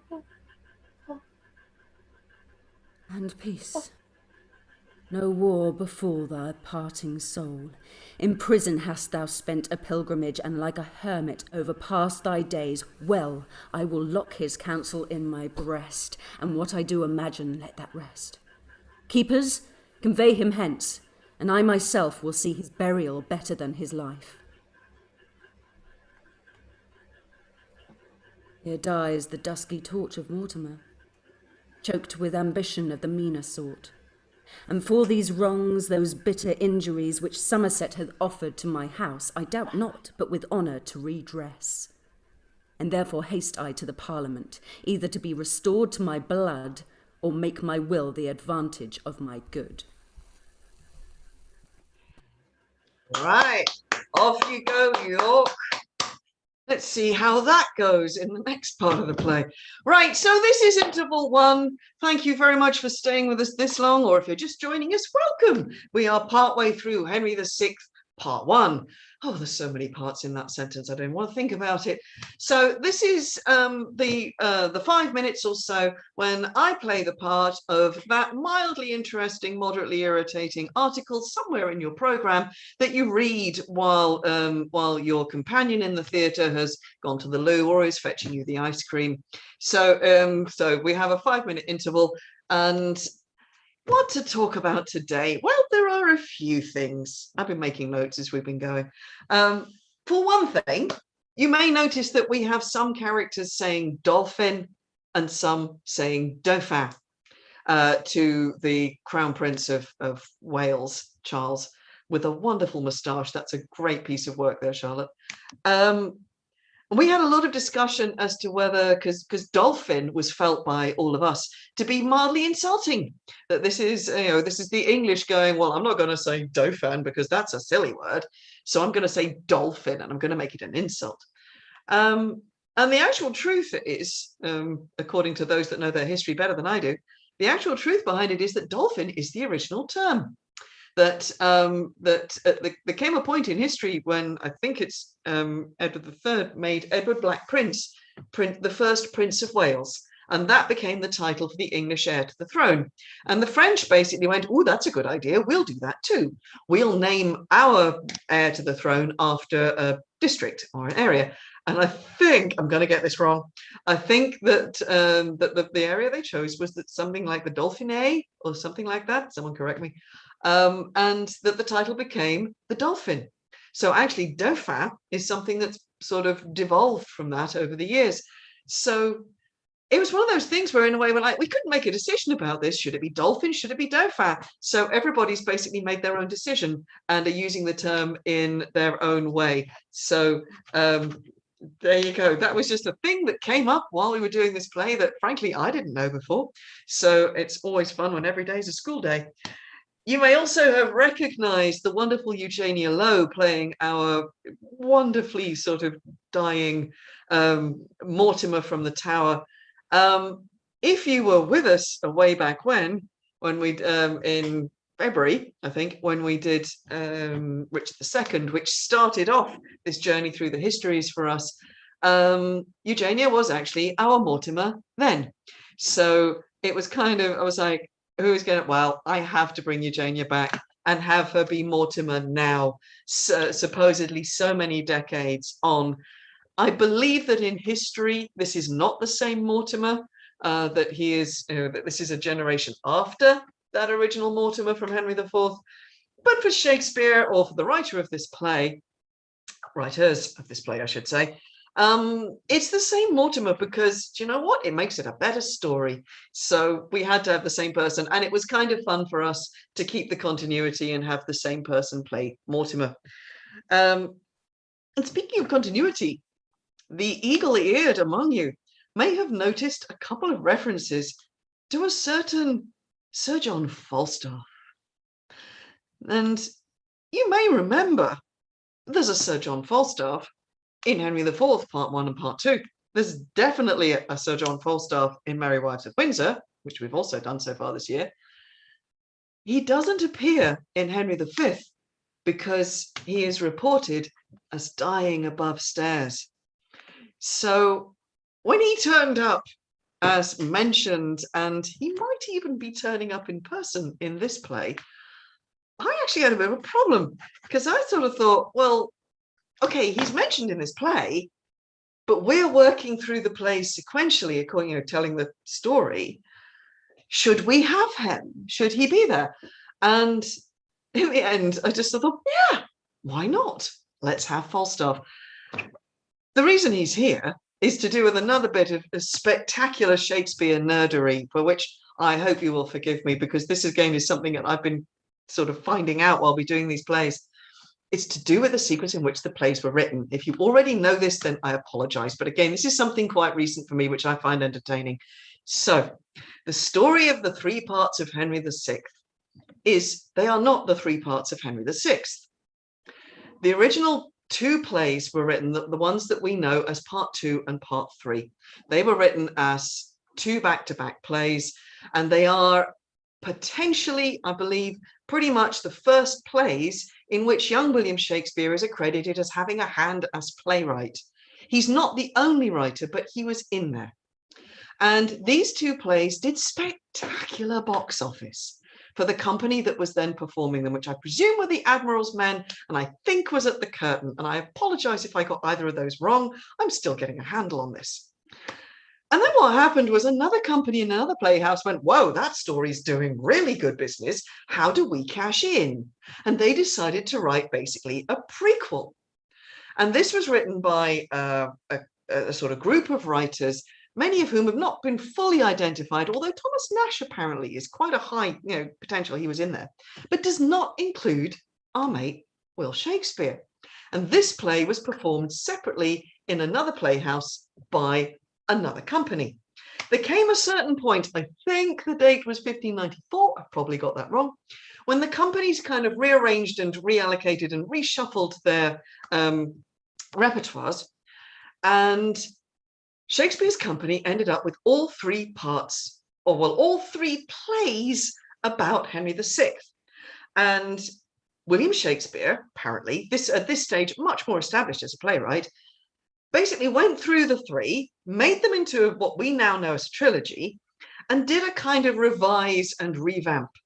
Apparently, there are 3 scenes in this play which are accredited as being by William Shakespeare. I believe the scene that we've just seen of the rose picking is one of them. Good luck spotting the others. I'm reasonably sure I know one of them. I'm not sure about the third. So I'm not going to say in case I'm wrong. So basically what happened is all of this happened with Henry VI.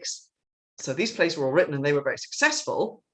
And then later in Shakespeare's career, he wrote Henry IV, the 2 Henry IVs, and Henry V. And he brought back, apparently, Falstaff, possibly because he'd been popular before for lots of reasons. Falstaff, the character, is related to Sir John Oldcastle, who was a big folk hero. There's all sorts of possibilities. So basically, what we've got in this play is the beginning of Falstaff. Although for us, we've already seen him live and die. So you can say, well, you should have taken him out because, or you can say this, that, and the other, but you know what? It's been so much fun just to have Falstaff back. We've got a different Falstaff. So it's not Matt who was playing him before, it's someone else, just for funsies, because it's nice to spread these things around. But anyway, watch out for him in the second part. Right, that's me. I've done my little bit as the annoying article somewhere in the back of your program. I think it's time we got back to the play. And we are going to be, right, so we left off at the point when Richard Plantagenet, not yet Duke of York, but of the House of York, was declaring his intention of going into court to fight to get his title reinstated. And we are also going into court to sort out the fight that's going on between Humphrey, Duke of Gloucester, Protector of the Realm, and Bishop Beaufort, Cardinal of Winchester. And you may have noticed, actually, that this is allegedly Henry VI, part 1. We haven't actually met Henry VI yet. So, happily, the young king is about to turn up in this scene and hold court. So good luck, Henry VI, with these fighting nobles that are on your team. So everybody who is a beginner, as it were, for the next scene, King, Exeter, Gloucester, Winchester, Warwick, Somerset, Plantagenet, the rest of you, can you pop your mics off and just let me know you're ready? Yep. Ready. Ready. Okay. Ready. Yep. Lovely. So, as ever, when I'm gone, the stage is empty. Please fill it. Take us to young Henry's court and let's see what happens next.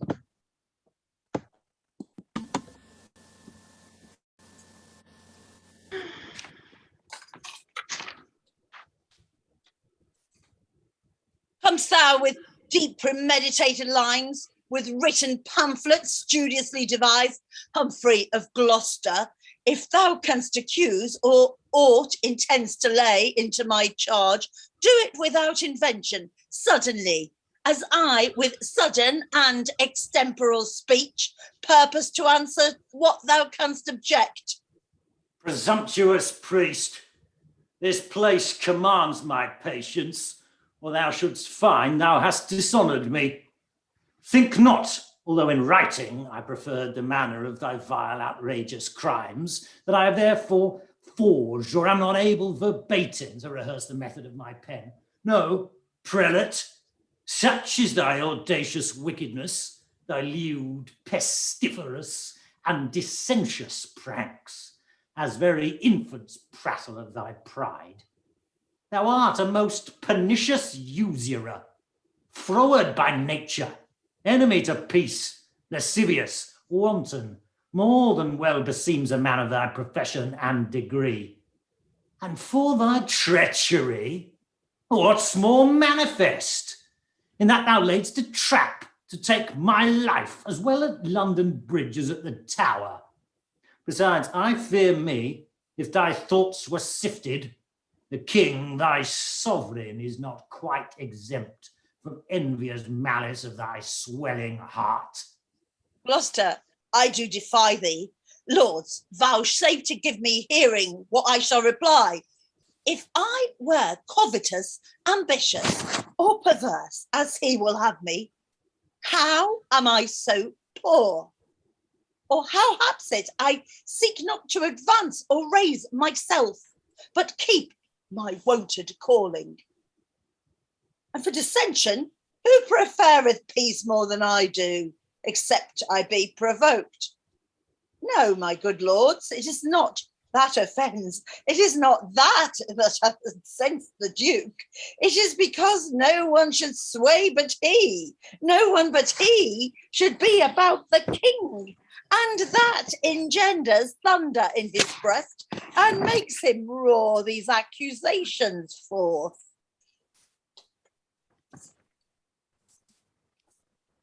But he shall know I am as good. As good? Thou bastard of my grandfather.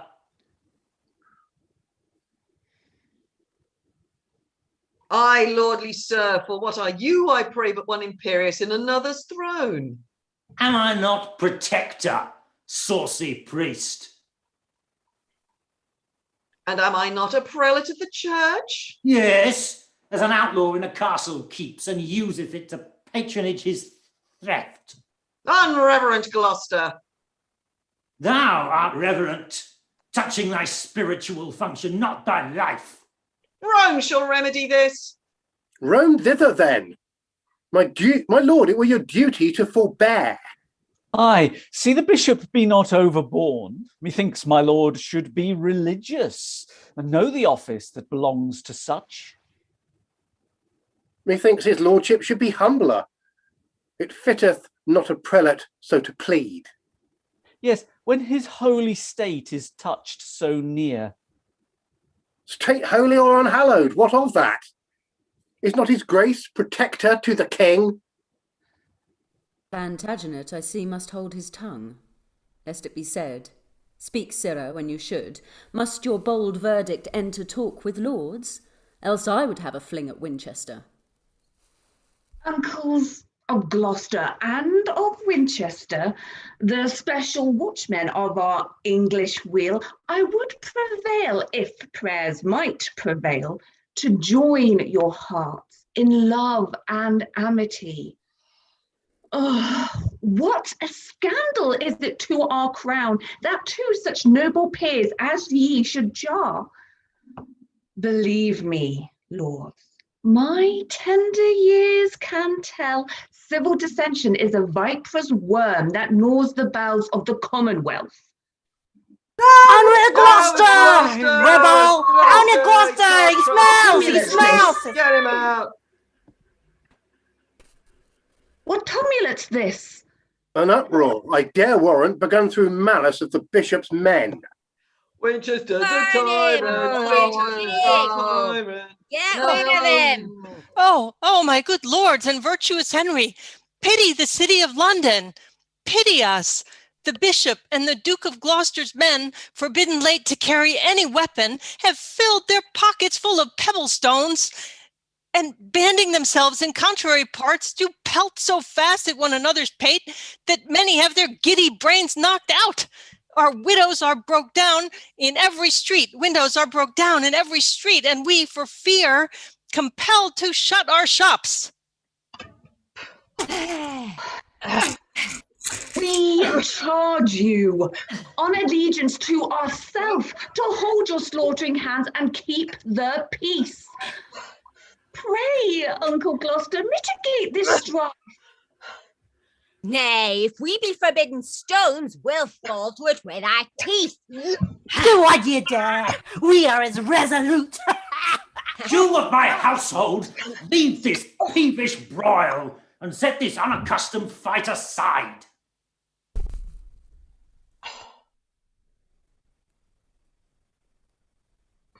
My lord, we know your grace to be a man, just and upright, and for your royal birth inferior to none but to his majesty. And ere that will suffer such a prince, so kind a father and of commonweal, to disgrace by an inkhorn mate, we and our wives and children all will fight, and have our bodies slaughtered by the foes. Aye, and the very paring of our nails shall pitch a field when we are dead. Stay! Stay, I say! And if you love me as you say you do, let me persuade you to forbear a while. Oh, how this discourse doth afflict my soul. Can you, my lord of Winchester, behold my sighs and tears and will not once relent? Who should be pitiful if you be not? Or who should study to prefer a peace if holy churchmen take delight in broils? Yield, my lord protector. Yield, Winchester. Except ye mean with obstinate repulse to slay your sovereign and destroy the realm. You see what mischief and what murder too hath been enacted through your enmity? And be at peace, except ye thirst for blood. He shall submit, or I will never yield. Compassion on the king commands me stoop, or I would see his heart out ere the priest should ever get that privilege of me. Behold, my lord of Winchester, the Duke hath banished moody, discontented fury, as by his smooth brows it doth appear. Why look you still so stern and tragical? Here, Winchester, I offer thee my hand.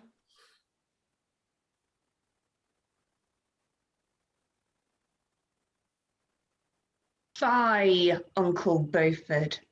I heard you preach that malice was a great and grievous sin. And will you maintain this thing you teach, but prove a chief offender in the same? Sweet king, the bishop hath a kindly gird. For shame, my lord of Winchester, relent. What, shall a child instruct you what to do? Well, Duke of Gloucester, I will yield to thee, love for thy love, and hand for hand I give.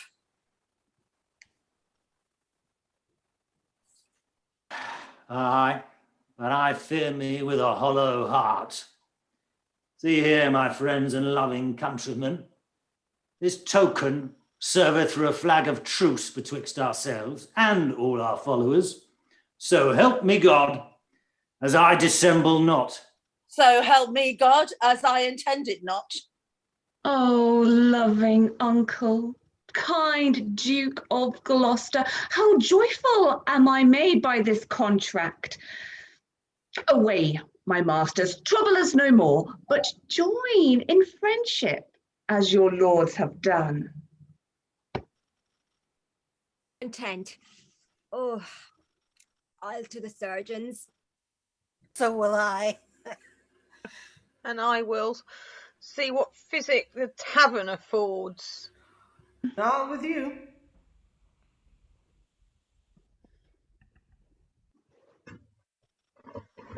Accept this scroll, most gracious sovereign.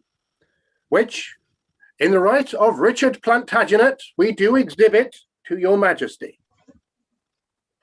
Well urged, my lord of Warwick. Oh, sweet prince, and if your grace mark every circumstance, you have great reason to do Richard right, especially for those occasions at Eltham Palace, I told your majesty. And those occasions, uncle, were of force. Therefore, my loving lords, our pleasure is that Richard be restored to his blood. Let Richard be restored to his blood. So shall his father's wrongs be recompensed. As will the rest, so willeth Winchester.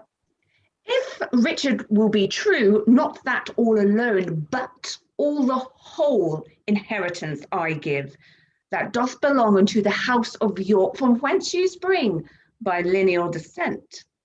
Thy humble servant vows obedience, and humble servants, till the point of death. Stoop then, and set your knee against my foot. And in reguerdon of that duty done, I girt thee with the valiant sword of York.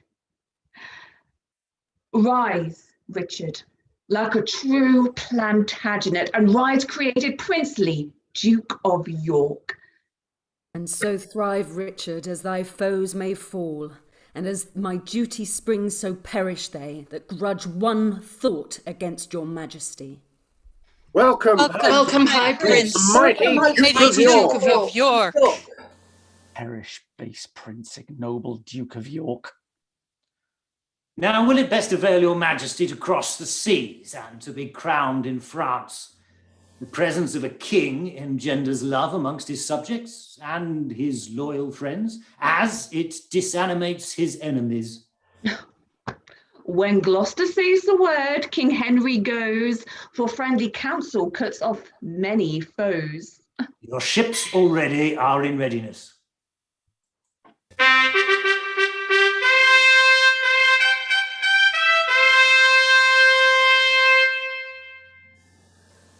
Aye, we may march in England or in France, not seeing what is likely to ensue. This late dissension grown betwixt the peers burns under feigned ashes of forged love, and would at last break out into a flame, as festered members rot but by degree, till bones and flesh and sinews fall away. So will this base and envious discourse breed. And now I fear that fatal prophecy, which in the time of Henry, named the 5th, was in the mouth of every sucking babe, that Henry, born at Monmouth, should win all, and Henry, born at Windsor, lose all, which is so plain that Exeter doth wish his days may finish ere that hapless time.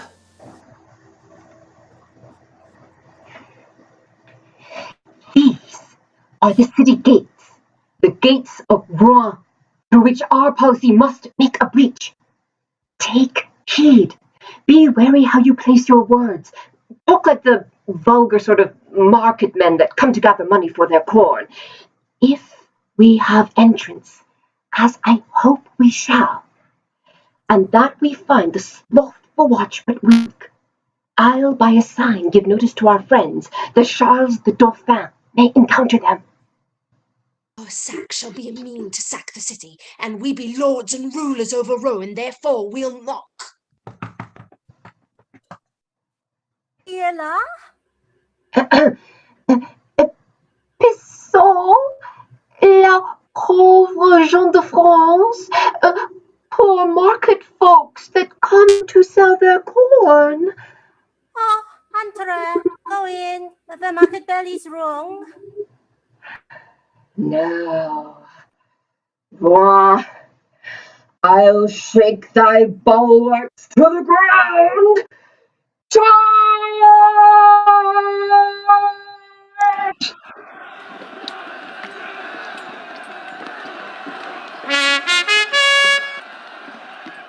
Ah, Saint Denis, bless this happy stratagem, and once again we'll sleep securely in Rowan. Here entered Pucelle and her practisans. Now she is there. How will she specify? Here is the best and safest passage in. By thrusting out a torch from yonder tower, which once discerned shows that her meaning is no way to that for weakness which she entered. Behold, this is the happy wedding torch that joineth wrong unto our countrymen, but burning fatal to the Talbotites. See, noble Charles, the beacon of our friend, the burning torch in yonder turret stands. Now, shine it like a comet of revenge, a prophet to fall on all our foes. Defer no time, delays have dangerous ends. Enter and cry the Dauphin presently, and then do execution on the watch.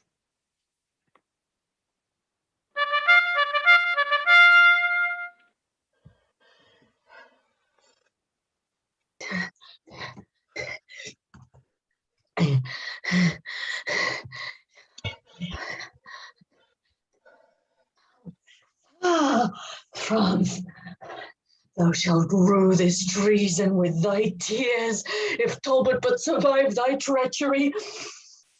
Pucelle, that witch, that damned sorceress hath wrought this hellish mischief unawares, that hardly we escaped the pride of France.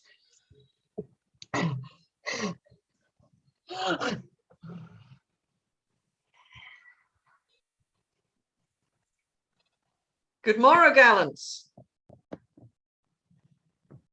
Want ye corn for bread? I think the Duke of Burgundy will fast before he'll buy again at such a rate. Good morrow, gallants. Let's try this again. Want ye corn for bread? I think the Duke of Burgundy will fast before he'll buy again at such a rate. Who's full of darnel? Do you like the taste? Scoff on, vile fiend and shameless courtesan. I trust ere long to choke thee with thine own, and make thee curse the harvest of that corn. Your grace may starve, perhaps, before that time. Oh, let no words, but deeds revenge this treason. What will you do, good greybeard? Break a lance and run a tilt to death within a chair? O fiend of France, and hag of all this spite, encompassed with thy lustful paramours, becomes it thee to taunt his valiant age, and twit with cowardice a man half dead? Damsel, I'll have a bout with you again, or else the Talbot perish with this shame. Are you so hot, sir? Yet, Pucelle, hold thy peace. If Talbot do but thunder, rain will follow. God speed Parliament. Who shall be the speaker? Dare ye come forth and meet us in the field? Belike your lordship takes us in for fools, to try that our own be ours or no. I speak not to that reigning Hecate, but unto thee, Alençon, and the rest. Will ye, like soldiers, come and fight it out? Signor, no! Signor, hang! Base mulleters of France, like peasant footboys do ye keep the walls, and dare not take up arms like gentlemen. Away, captains! Let's get us from the walls, for Talbot means no goodness by his looks. Goodbye, my lord. We came but to tell you that we are here.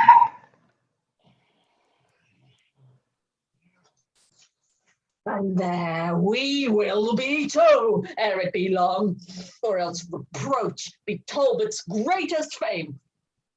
Thou, Burgundy, by honour of thy house, pricked on by public wrongs sustained in France, either to get the town again or die.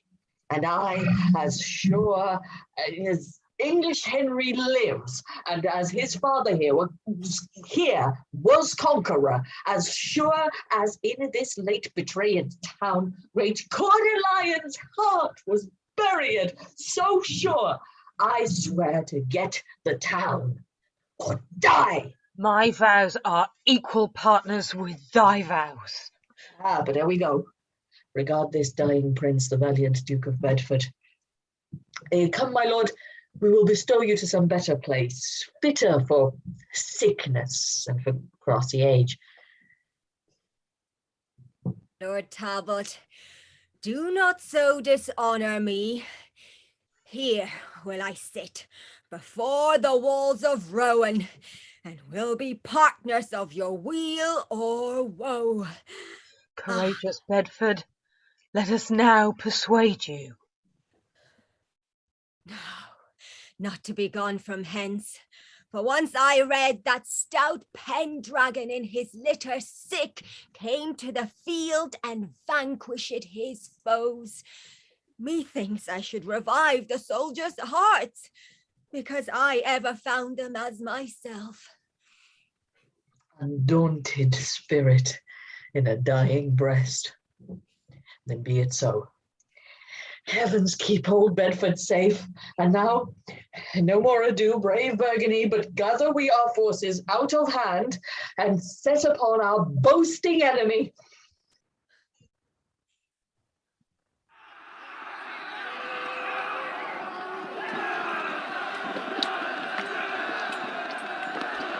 Whither away, Sir John Falstaff, in such haste? Whither away? To save myself by flight?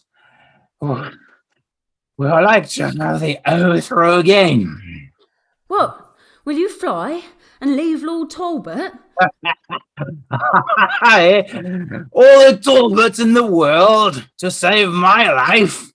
Oh, cowardly knight, ill fortune follow thee.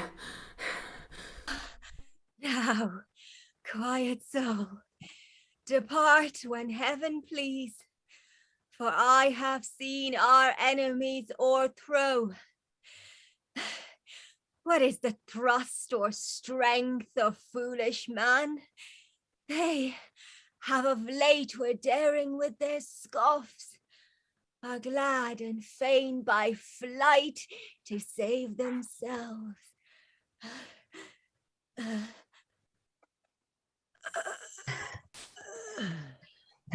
Lost and recovered in a day again. Oh, this is a double honour, Burgundy. Yet heavens have glory for this victory. Warlike and martial Talbot for coin riches these in his heart, and there erects noble deeds as valour monuments. Thanks, gentle Duke. But where is Pucelle now? I think her old familiar is asleep. Now, where's the bastard's braves? And Charles's glight? What, Olamort? Rowan hangs her head for grief that such a valiant company are fled. Now will we take some order in the town, placing therein some expert officers, and then depart to Paris to the king. For there young Henry with his nobles lies. What wills Lord Talbot pleaseth, Bounoy? But yet, before we go, let's not forget the noble Duke of Bedford, late deceased, but see his exequies fulfilled in Rome. A braver soldier never couched lance, a gentler heart did never sway in court. But kings and mighty potentates must die, for that's the end of human misery. Dismay not, princes, at this accident, nor grieve that wrong is so recovered. Care is no cure, but rather corrosive, for things that are not to be remedied.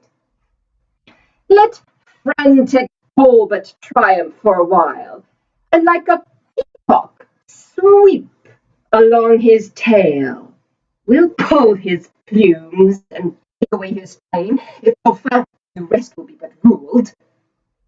We have been guided by thee hitherto, and of thy cunning had no diffidence. One sudden foil shall never breed distrust. Push out thy wit for secret policies, and we will make thee famous through the world. We'll set thy statue in some holy place and have thee reverenced like a blessed saint. Employ thee then, sweet virgin, for our good. Then, thus it must be.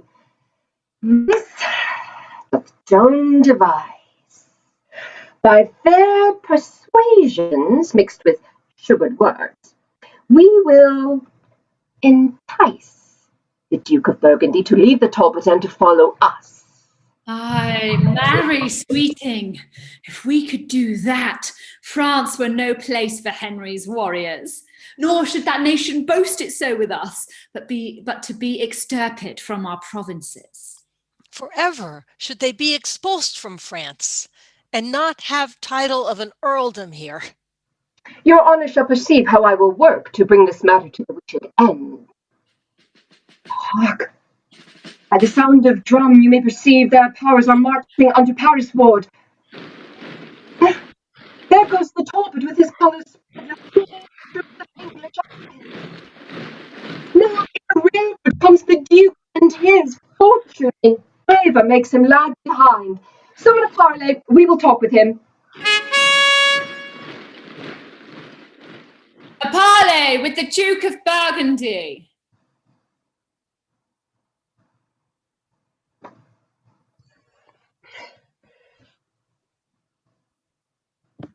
Who cries a parley with the Bourgogne?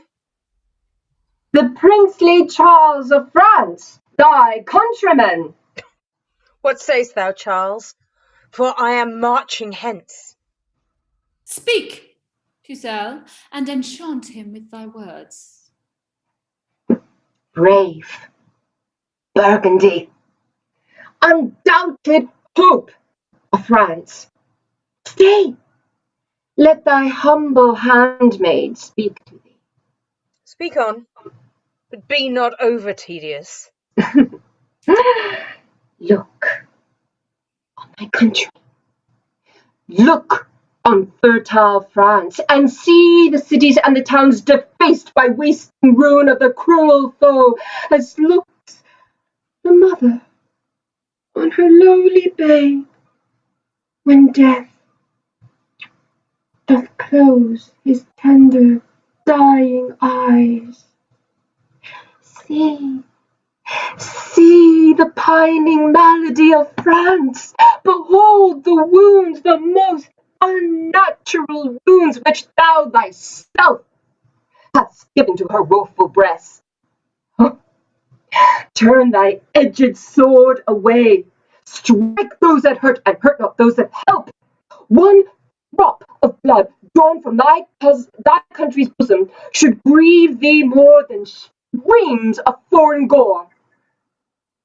Return thee therefore with a flood of tears, and wash away thy country's stained spots. Either she hath bewitched me with her words, or nature makes me suddenly relent. Besides, all French and France exclaims on thee, doubting thy birth and lawful progeny, who joinst thou with a lordly nation that will not trust thee, but for profit's sake. When Talbot had set footing once in France, and fashioned thee, that instrument of ill, who then but English Henry will be lord, and thou be thrust out like a fugitive? Call we to mind, and mark but this for proof, was not the Duke of Orleans thy foe? And was he not in England prisoner? But when they heard he was thine enemy, they set him free without his ransom paid, in spite of Burgundy and all his friends. See then, thou fightest against thy countrymen, and joinest with them, will be thy slaughtermen. Come, come, return, return, thou wandering lord. Charles and the rest will take thee in their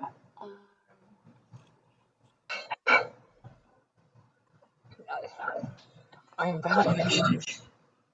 These haughty words of hers have battered me like a roaring cannon shot and made me almost yield upon my knees. God forgive me, country and sweet countrymen, and lords, accept this hearty kind embrace. My forces and my power of men are yours. So farewell, Talbot. I'll no longer trust thee. Welcome back, Duke. Thy friendship makes us fresh. And doth beget new courage in our breasts. Ussel hath bravely played her part in this, and doth deserve a coronet of gold. Now, let us on, my lords, and join our powers, and seek how we may prejudice the foe.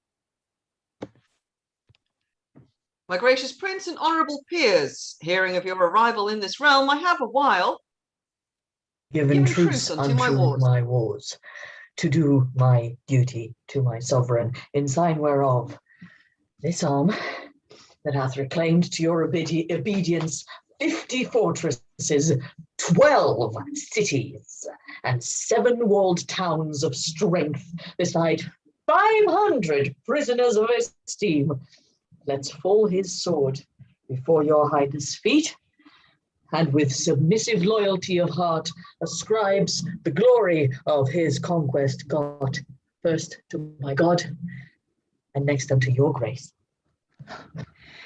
Is this the Lord Talbot, Uncle Gloucester, that has so long been resident in France? Yes, if it please your majesty, my liege. Welcome, brave captain and victorious lord. When I was young, as yet I am not old, I do remember how my father said, a stouter champion never handled sword. Long since we were resolved on your truth, your faithful service, and your toil in war. Yet never have you tasted our reward, or been regarded with so much as thanks, because till now we never saw your face. Therefore stand up, and for these good deserts, we here create you Earl of Shrewsbury, and in our coronation, take your place. Now, sir, to you that were so hot at sea, disgracing of these colours that I wear in honour of my noble Lord of York, darest thou maintain the former words thou spakest?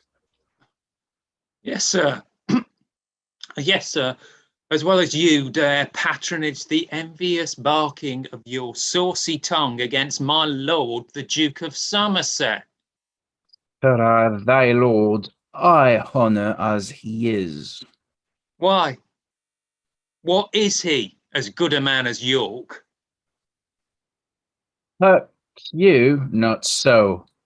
In witness, take ye that. Oh, villain.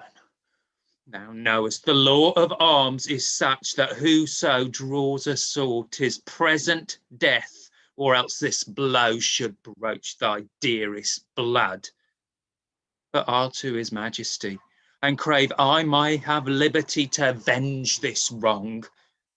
When thou shalt see, I'll meet thee to thy cost.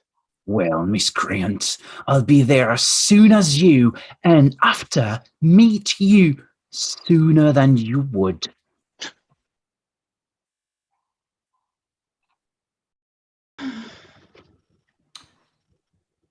Lord Bishop, set the crown upon his head. God save King Henry of that name, the 6th. God save King save Henry. King Henry. Now, Governor of Paris, take your oath that you elect no other king but him. Esteem none friends but such as are his friends, none your foes but such as shall pretend malicious practices against his state. This shall ye do, so help you righteous God.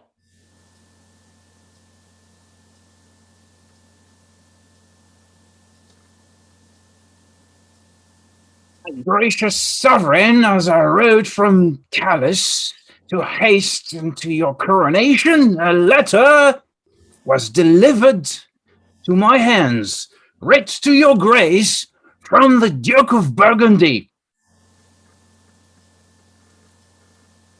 Shame to the Duke of Burgundy and thee. Oh,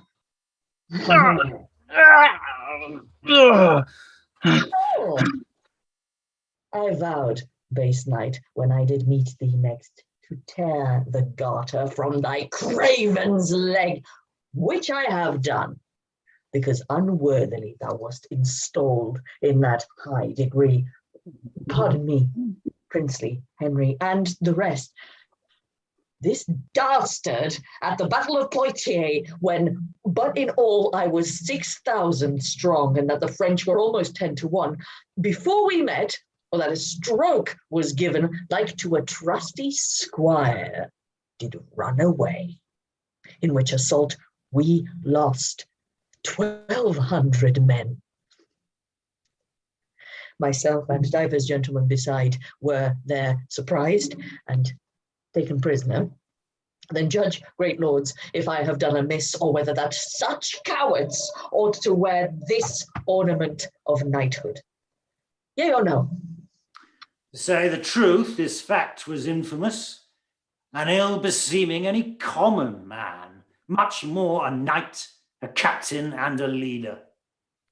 When first this order was ordained, my lords, knights of the Garter were of noble birth, valiant and virtuous, full of haughty courage, such as were grown to credit by the wars, not fearing death, not shrinking for distress, but always resolute in most extremes. He then that is not furnished in this sort doth but usurp the sacred name of knight, profaning this most honourable order, and should, if I were worthy to be judge, be quite degraded, like a hedge-born swain that doth presume to boast of gentle blood. Bane to thy countrymen, thou hear'st thy doom. Be packing therefore, thou that wast a knight. Henceforth we banish thee on pain of death. And now, Lord Protector, view the letter sent from our Uncle Duke of Burgundy. What means his grace? That he hath changed his style? No more but plain and bluntly? Hath he forgot to the king? Hath he forgot he is his sovereign? Or doth this churlish superscription pretend some alteration in goodwill? What's here? I have, upon a special cause, moved with compassion of my country's wrack, together with the pitiful complaints of such as your oppression feeds upon, forsaken your pernicious faction, and joined with Charles, the rightful King of France, a monstrous treachery. Can this be so, that in alliance, amity, and oaths there should be found such false dissembling guile? What? Does my Uncle Burgundy revolt? He doth, my lord, and is become your foe. Is that the worst this letter doth contain? Well, it is the worst. and all, my lord, he writes. Why then, Lord Talbot, there shall talk with him, and give him chastisement for this abuse. How say you, my lord? Are you not content? And my liege, yes, but that I am prevented. I should have begged I might have been employed. Then gather strength and march unto him straight. Let him perceive how ill we brook his treason, and what offence it is to flout his friends. I go, my lord, in heart desiring still you may behold confusion of your foes. Grant me the combat, gracious sovereign.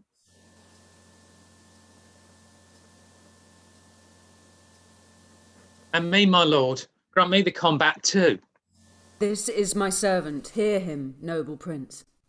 And this is mine, sweet Henry. Favour him. Be patient, lords, and give them leave to speak. Say, gentlemen, what makes you thus exclaim, and wherefore crave you combat, or with whom?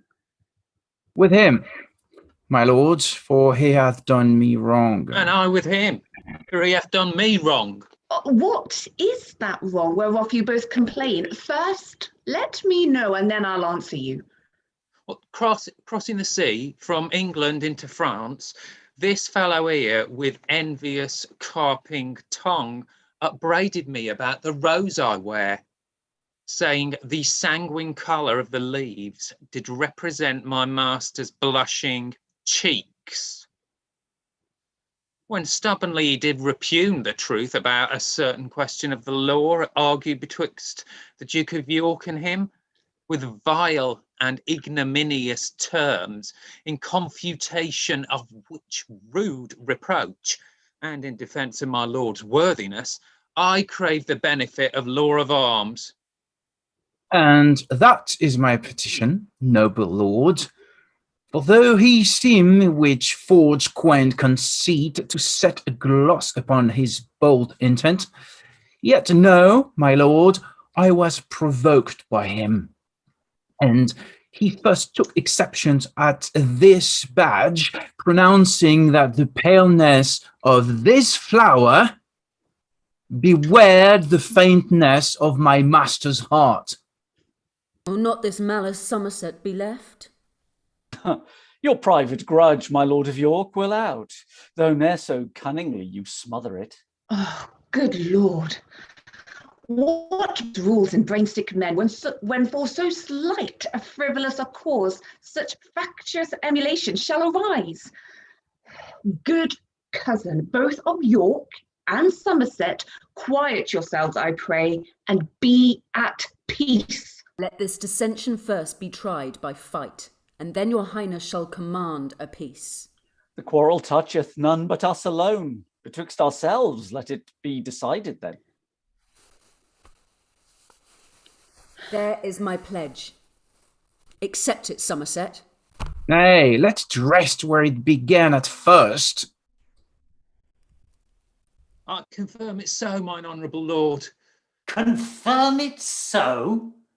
Confounded be your strife, and perish ye with your audacious prate. Presumptuous vassals, are you not ashamed that with this immodest clamorous outrage to trouble and disturb the king and us? And you, my lords, methinks you do not well to bear with their perverse objections, much less to take occasion from their mouths to raise a mutiny betwixt yourselves. Let me persuade you, take a better course. It grieves his highness. Good my lords, be friends. Hither you that would be combatants.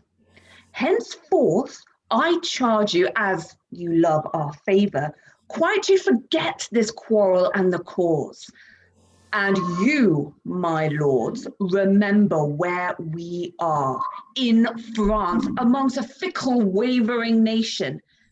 If they perceive dissension in our looks, and that within ourselves we disagree, how will their grudging stomachs be provoked to wilful disobedience and rebel? Besides, what infamy will there arise when foreign princes shall be certified that for a toy, a thing of no regard, King Henry's peers and chief nobility destroyed themselves and lost the realm of France? Oh, think upon the conquest of my father, my tender years, and let us not forgo that for a trifle that was bought with blood. Let me be umpire in this doubtful strife. I see no reason, if I wear this rose, that anyone should therefore be suspicious I'm more inclined to Somerset than to York. Both are my kinsmen, and I love them both, as well they may upbraid me with my crown, because forsooth the King of Scots is crowned. But your discretions better can persuade than I am able to instruct or teach, and therefore, as we hither came in peace, so let us still continue peace and love. Cousin of York, we institute your grace to be our regent in these parts of France. And good my lord of Somerset, unite your troops of horsemen with the bands of foot, and like true subjects, sons of your progenitors, go cheerfully together and digest your angry choler on your enemies. Ourselves, my Lord Protector, and the rest, after some respite, will return to Calais. From thence to England, where I hope ere long to be presented by your victories with Charles, Alanson, and the traitorous rout.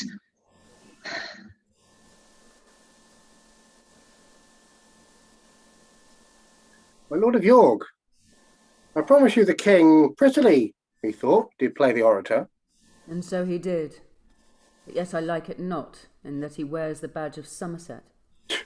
That was but his fancy. Blame him not. I dare presume, sweet prince, but he thought no harm. And if I wish he did, but let it rest. Other affairs must now be managed.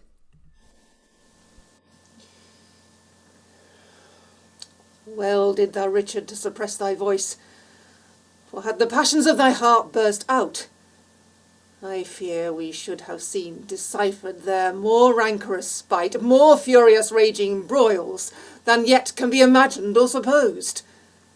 But howsoe'er, no simple man that sees this jarring discord of nobility, this shouldering of each other in the court, this factious bandying of their favourites, but that it doth presage some ill event.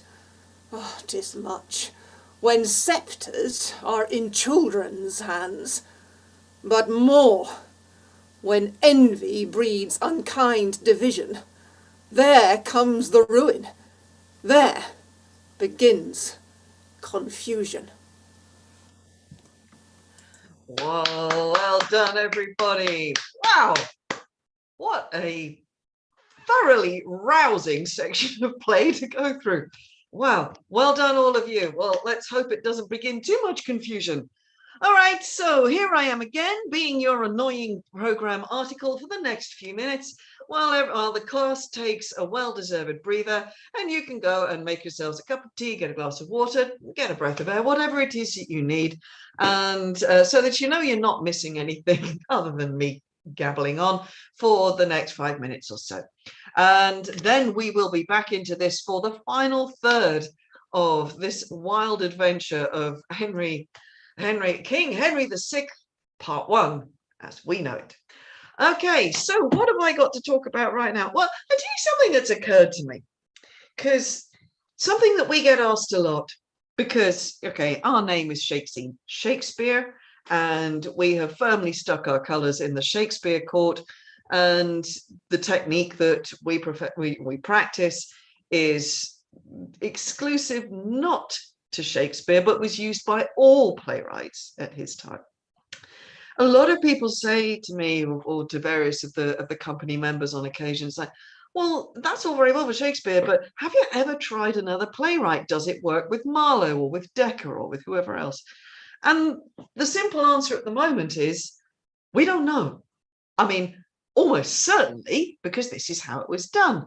But, you know, we as a company have not officially gone beyond the bounds of what is designated Shakespeare from the first folio specifically. Because that's sort of what we chose to do, and that's where we've started, and that's what we're currently working our way through.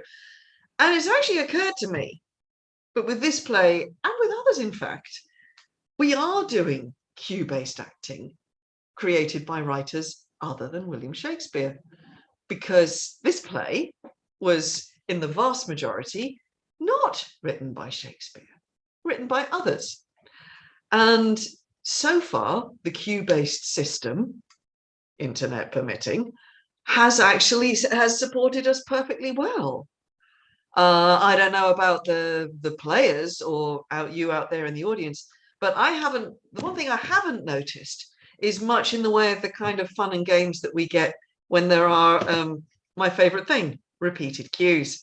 I noticed one so far, and it didn't actually kick off, although it gave a little extra weight to the King's line when King Henry was being asked to judge between Basset and Vernon. They both gave him the same cue.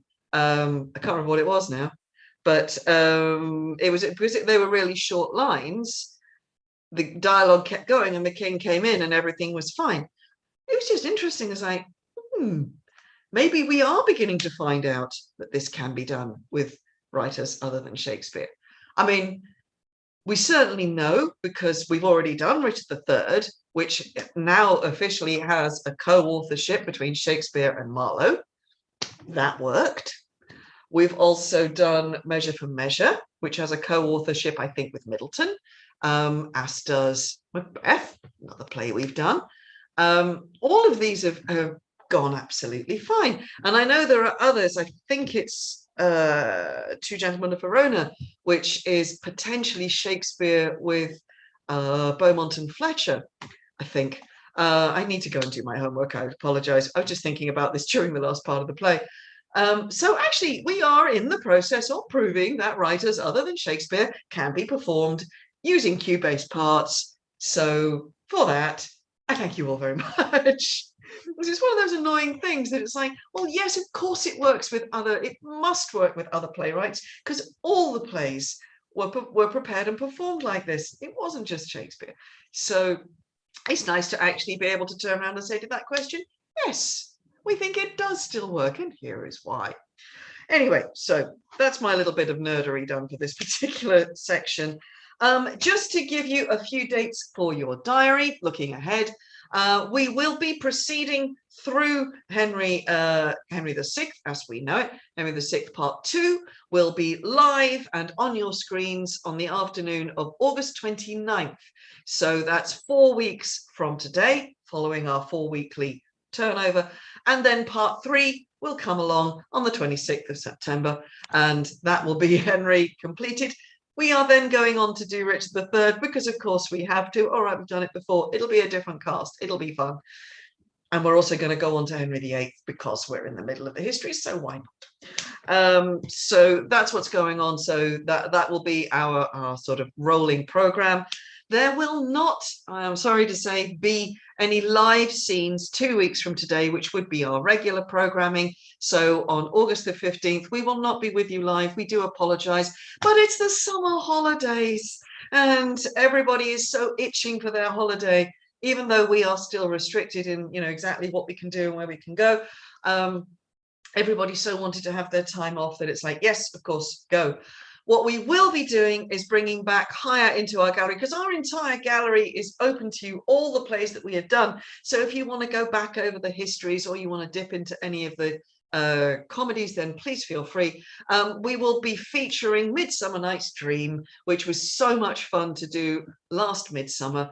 So we're just going to bring that back and put it in the middle of our gallery. So if you would like to revisit that, or if you missed it hey, this is an opportunity to go see it. So we apologize for not being with you in person, but we will be back 4 weeks from today with the next installment of Henry VI.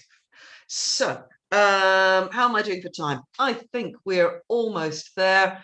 I'm just going to trail briefly the thing that I mentioned in my introduction, just to say that we are working on things that will change a little bit how we are presenting our plays come the autumn. We are in the process of setting up a page on Patreon.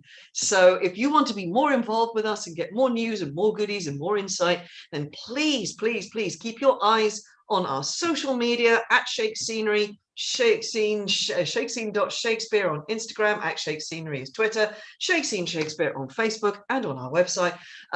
There will be news about that as and when it comes along.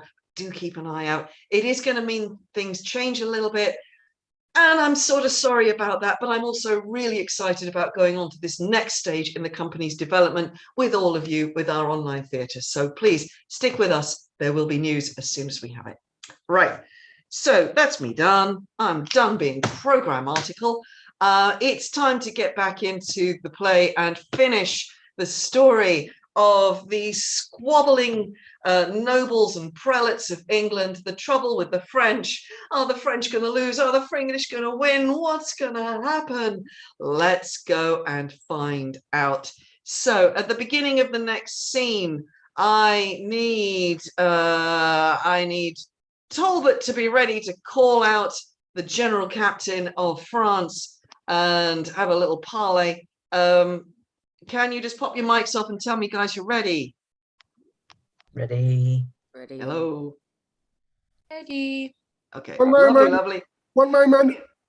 Thank you very much. Right. So as soon as I'm gone, the stage is yours. I will see you all for a curtain call. Let's rock this story to its end. Have fun, guys. I'll see you at the end.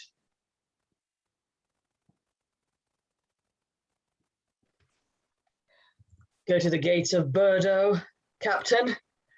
Summon their general unto the wall.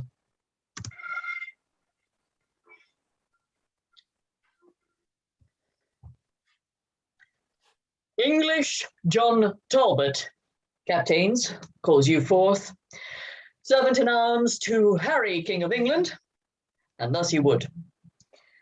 Open your city gates, be humble to us, call my sovereign yours, and do him homage as obedient subjects, and I'll withdraw me and my bloody power. But if you frown upon this proffered peace, you tempt the fury of my 3 attendants, lean famine, quartering steel, and climbing fire in a moment. Even with the earth shall lay your stately and air-braying towers, if you forsake the offer of their love.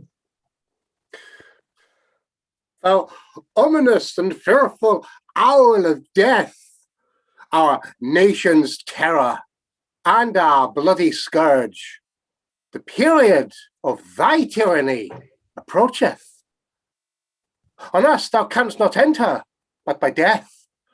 For I protest we are well fortified and strong enough to issue out and fight. If thou retire, the Dauphin, well appointed, stands with the snares of war to tangle thee. On either hand thee, there are squadrons pitched to whirl thee from the liberty of flight, and no way canst thou turn thee for redress. But death doth front thee with apparent spoil, and pale destruction meets thee in the face. 10,000 French have ta'en the sacrament to rive their dangerous artillery upon no Christian soul but English Talbot. Lo, there stands a breathing valiant man of an invincible, unconquered spirit. This is the latest glory of thy praise, that I, thy enemy, due thee withal. For ere the glass that now begins to run finish the process of his sandy hour, these eyes that see thee now well coloured shall see thee withered, bloody, pale, and dead.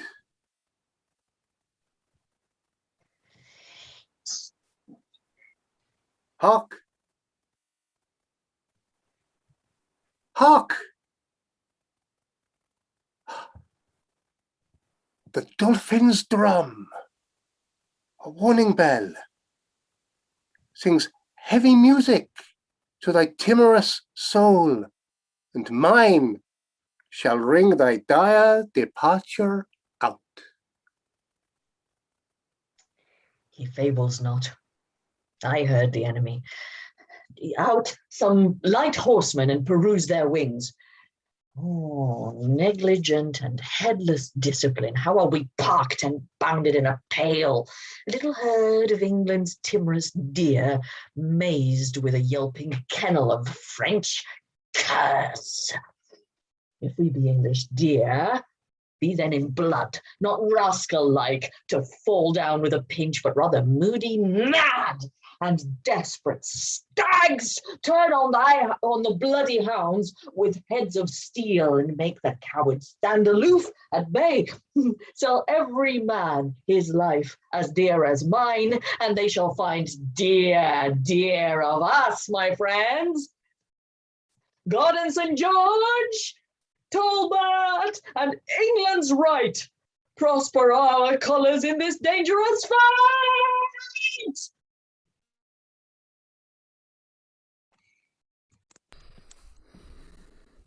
Are not the speedy scouts returned again, that dogged the mighty army of the Dauphin? Now return, my lord, and give it out that he has marched to Bordeaux with his power to fight with Talbot as he marched along. By your espials we were discovered 2 mightier troops than that the Dauphin led, which joined with him and made their march for Bordeaux. A plague upon that villain Somerset, that thus delays my promised supply of horsemen that were levied for this siege. Renowned Talbot doth expect my aid, and I am louted by a traitor villain, and cannot help the noble chevalier. God comfort him in this necessity. If he miscarry, farewell wars in France. Thou princely leader of our English strength, never so needful on the earth of France, spur to the rescue of the noble Talbot, who now is girdled with a waist of iron and hemmed about with grim destruction. To Bordeaux, warlike Duke, to Bordeaux, York, else farewell Talbot, France, and England's honour. O God, that Somerset, who in proud heart doth stop my cornets, were in Talbot's place. So should we save a valiant gentleman by forfeiting a traitor and a coward. Mad ire and wrathful fury makes me weep that thus we die while remiss traitors sleep. Oh, send some succour to the distressed lord. He dies, we lose. I break my warlike word. We mourn, France smiles. We lose, they daily get all long of this vile traitor Somerset.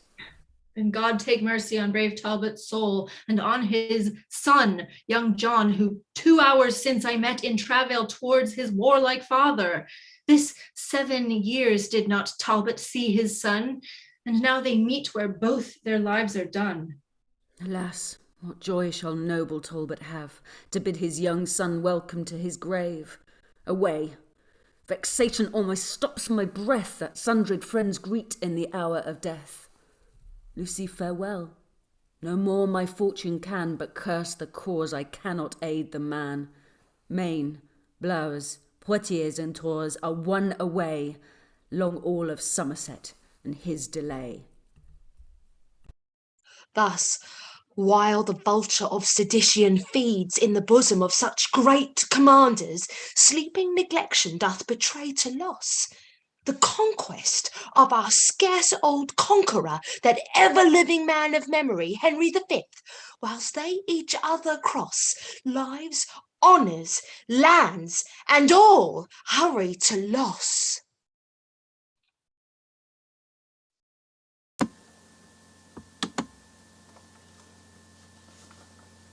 It is too late. I cannot send them now. This expedition was by York and Talbot too rashly plotted. All our general force might with a sally of the very town be buckled with.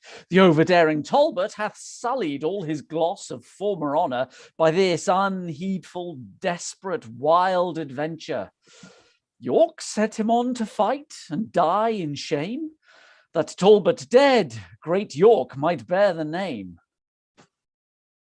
Here is Sir William Lucy, who with me set forth from our all-matched forces forth for aid. How now, Sir William? Whither were you sent? Whether, my lord, from bought and sold Lord Talbot, who ringed about with bold adversity, cries out for noble York and Somerset to beat assailing death from his weak regions. And whilst the honourable captain there drops bloody sweat from his war-worried limbs, and in advantage lingering looks for rescue, you, his false hopes, the trust of England's honour, keeps off aloof with worthless emulation. Let not your private discord keep away the levied succours that should lend him aid, while he, renowned noble gentleman, yield up his life unto a world of odds. Orleans, the bastard, Charles, Burgundy, Alençon, Reignier, compass him about, and Talbot perisheth by your default. York set him on. York should have sent him aid. And York, as fast upon your grace, exclaims, swearing that you withholds his levied host, collected for this expedition. York lies. He might have sent and had the horse. I owe him little duty and less love, and take foul scorn to fawn on him by sending. The fraud of England, not the fault of France, hath now entrapped the noble-minded Talbot.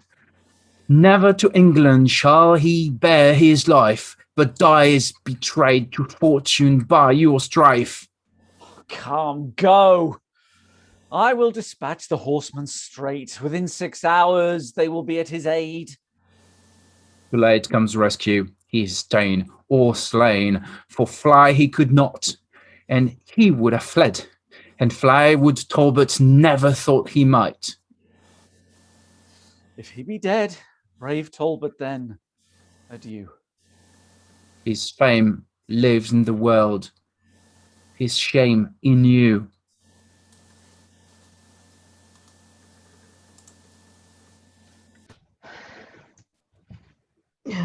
Oh, young John Talbot, I did send for thee to tutor thee in stratagems of war, that Talbot's name might, that Talbot's name might in thee be revived when sapless age and weak, unable limbs should bring thy father to his drooping chair.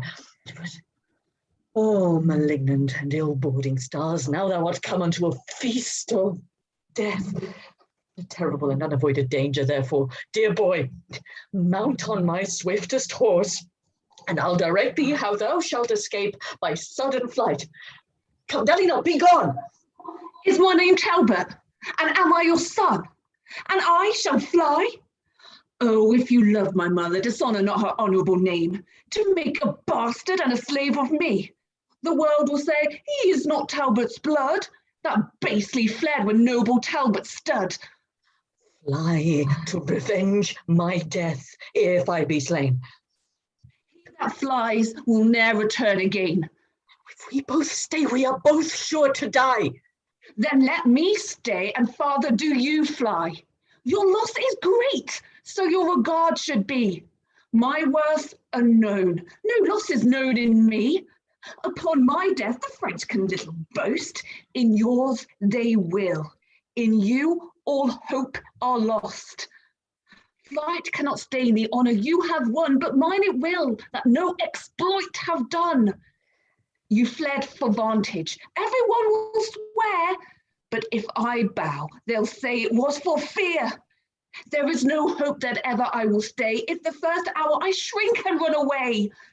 Here, on my knee, I beg mortality, rather than life preserved with infamy. Shall all thy mother's hopes lie in one tomb? I rather than I'll shame my mother's womb. My blessing, I command thee, go! No, to fight I will, but not to fly the foe. Part of thy father may be saved in me. No part of him, but will be shame in me. Thou never hast renown, nor canst thou lose it. Yes, your renowned name, shall flight abuse it? Thy father's charge shall clear thee from the stain. You cannot witness for me being slain. If death be so apparent, then both fly. And leave my followers here to fight and die. My age was never tainted with such shame. Shall my youth be guilty of such blame? No, more can I be severed from your side than can yourself in twain divide. Stay, go, do what you will, the like do I, for live I will not if my father die. Then here I take my leave of thee, fair son, born to eclipse thy life this afternoon. Come, side by side, together, live and die, and soul with soul, from France to heaven fly.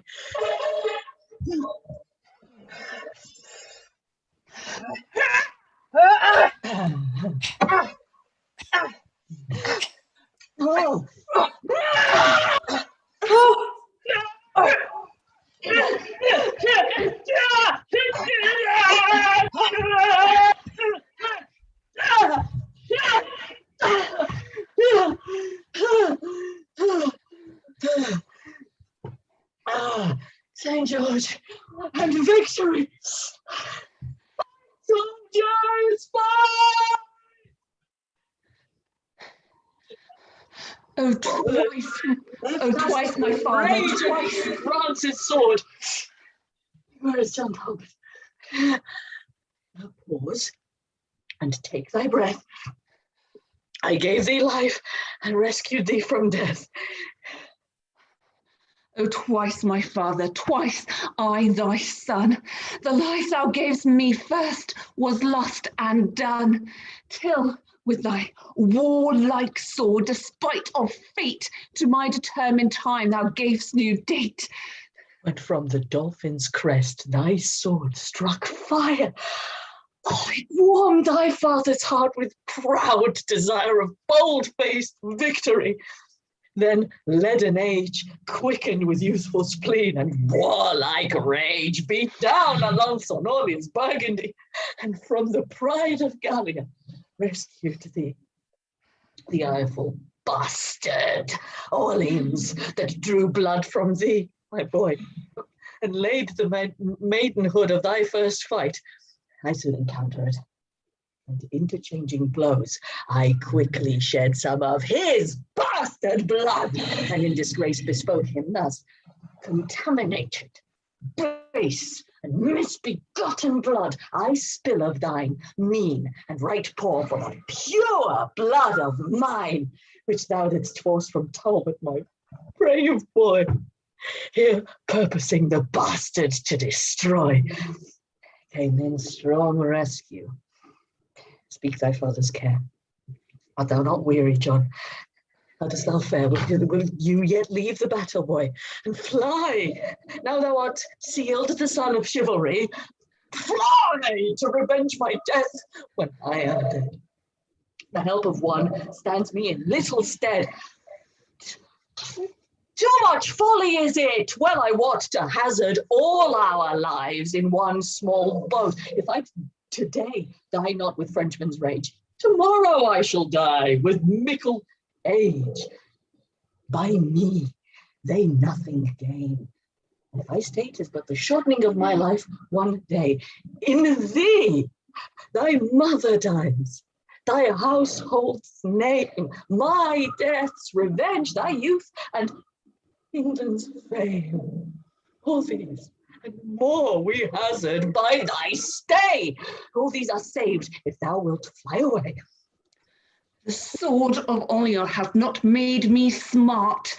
These words of yours draw lifeblood from my heart. On that advantage, bought with such shame to save a paltry life and slay bright fame. Before young Talbot from old Talbot fly, the coward horse that bears me fall and die. And like me to the peasant boys of France, to be shamed, scorned, and subjects of mischance. Surely, by all the glory you have won, and if I fly, I am not Talbot's son. Then talk no more of flight. It is no boot, if son to Talbot die at Talbot's foot. Then follow thou thy desperate sire of Crete, thou Icarus. Thy life to me is sweet if thou wilt fight. Fight by thy father's side, and commendable proved. Let's die in pride.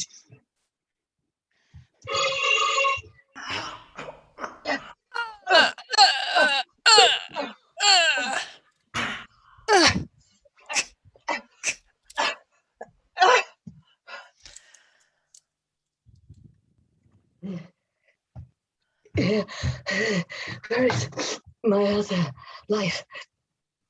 My nerve is gone. Ah, where's young Talbot?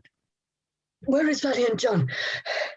Triumphant death, smeared with captivity. Young Talbot's valor makes me smile at thee. When he perceived me shrink under my knee, his bloody sword he brandished over me, and like a hungry lion did commence rough deeds of rage and stern impatience. But when my angry garden stood alone, tendering my ruin and assailed of none, dizzy-eyed fury and great rage of heart suddenly made him from my side to start into the clustering battle of the French. And in that sea of blood, my boy did drench his overmounting spirit, and there died my Icarus, my blossom, in his pride. Lo, where your son is born. O antique death, which last us here to scorn, anon from thine insulting tyranny, coupled in bonds of perpetuity, two Talbots, winged through the lither sky in thy despite, shall escape mortality. Oh, thou whose wounds become hard-favoured death, speak to thy father as thou yield thy breath.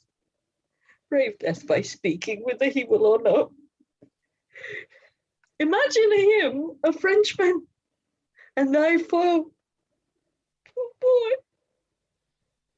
He smiles, methinks, as who should say, had death been French, then death had died today.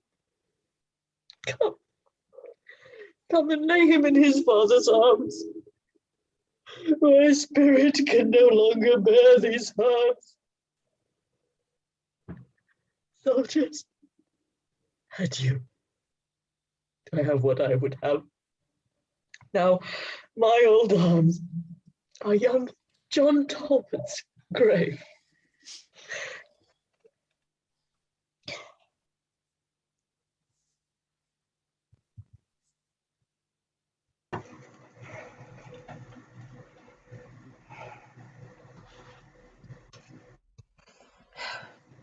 Had York and Somerset brought rescue in, we should have found a bloody day of this.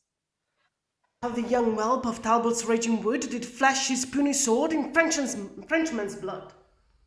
Once I encountered him, and thus I said, "Thou maiden youth, be vanquished by a maid."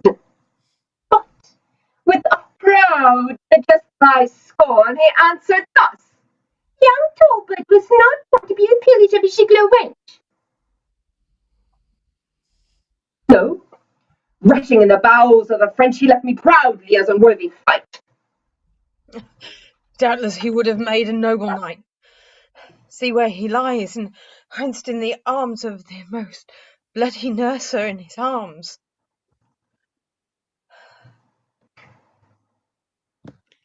Hew them to pieces, hack their bones asunder. Whose life was England's glory, Gallia's wonder. Oh no, forbear! For that which we have fled during the life, let us not wrong it dead. Harold, conduct me to the Dauphin's tent to know who hath obtained the glory of the day. On what submissive message art thou sent? Submission, Dauphin? 'Tis a mere French word. We English warriors, not what it means, and I come to know what prisoner thou hast ta'en, and to survey the bodies of the dead. For prisoners, ask'st thou? Hell our prison is, but tell me what thou seek'st. Where the great Alcides of the field, valiant Lord Talbot, Earl of Salisbury, created for this rare success in arms, great Earl of Waterford, and Valence, Lord Talbot of Goodrig, and Urchinfield, Lord Strange of Blackmere, Lord Verdon of Alton, Lord Cromwell of Wingfield, Lord Furnival of Sheffield, the thrice victorious Lord of Falconbridge, Knight of the Noble Order of St. George, worthy St. Michael and the Golden Fleece, great Marshal to Henry VI of all his wars within the realm of France. Here's a silly stately style indeed. The Turk that 52 kingdoms hath writes not so tedious a style as this. Him that thou magnifiest with all these titles, stinking and fly blown lies here at our feet. Is Talbot slain, the Frenchman's only scourge, your kingdom's terror and black nemesis? Oh, where mine eyeballs into bullets turned, that I in rage might shoot them in your faces. Oh, that I could but call these dead to life, if were enough to fright the realm of France. Where but his picture left among you here, it would amaze the proudest of you all. Give me their bodies that I may bear them hence, and give them burial as beseems their worth. I think this upstart is old Talbot's ghost. He speaks with such a proud, commanding spirit. For God's sake, let him have him to keep them here. They would stink and putrefy the air. Go, take their bodies hence. I'll bear them hence, but from their ashes shall be reared a phoenix that shall make all France afeard. So we be rid of them. Do with them what you wilt. And now to Paris in a conquering vein. All will be ours, now bloody Talbot's slain.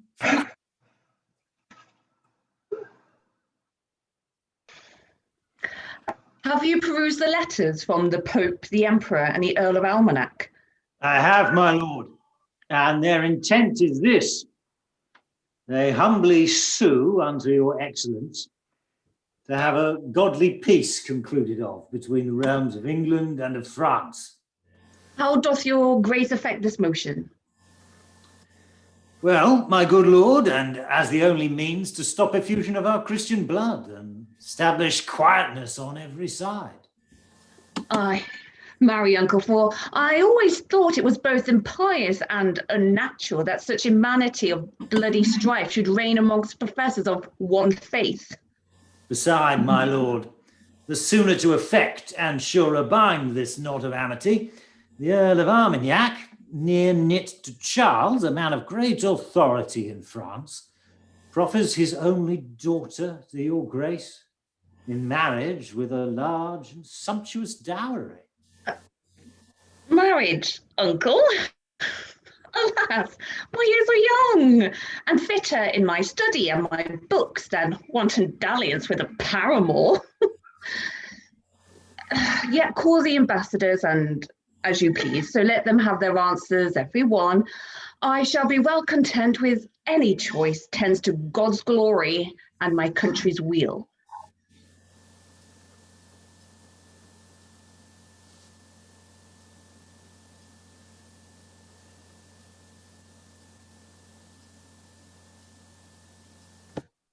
What is my lord of Winchester installed and called unto a cardinal's degree? Then I perceive that will be verified. Henry V did sometime prophesy. If once he came to be a cardinal, he'll make his cap co-equal with the crown. My lords ambassadors, your several suits have been considered and debated on. Your purpose is both good and reasonable, and therefore are we certainly resolved to draw conditions of a friendly peace, which by my lord of Winchester we mean shall be transported presently to France. And for the proffer of my lord, your majesty, I have informed his highness so at large, as liking of the lady's virtuous gifts, her beauty, and the value of her dower, he doth intend she shall be England's queen. In augment and proof of which contract, bear her this jewel, pledge of my affection. And so, my Lord Protector, see them guarded and safely brought to Dover, wherein shipped commit them to the fortune of the sea.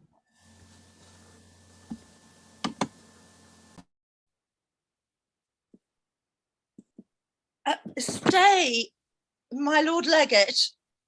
You shall first receive this sum of money, which I promise should be delivered to His Holiness for clothing me in these grave ornaments. I will attend upon your lordship's leisure. Now, Winchester will not submit, I trow, or be inferior to the proudest peer. Humphrey of Gloucester, thou shalt well perceive that neither by birth nor for authority the bishop will be overborne by thee. I'll either make thee stoop and bend thy knee, or sack this country with a mutiny.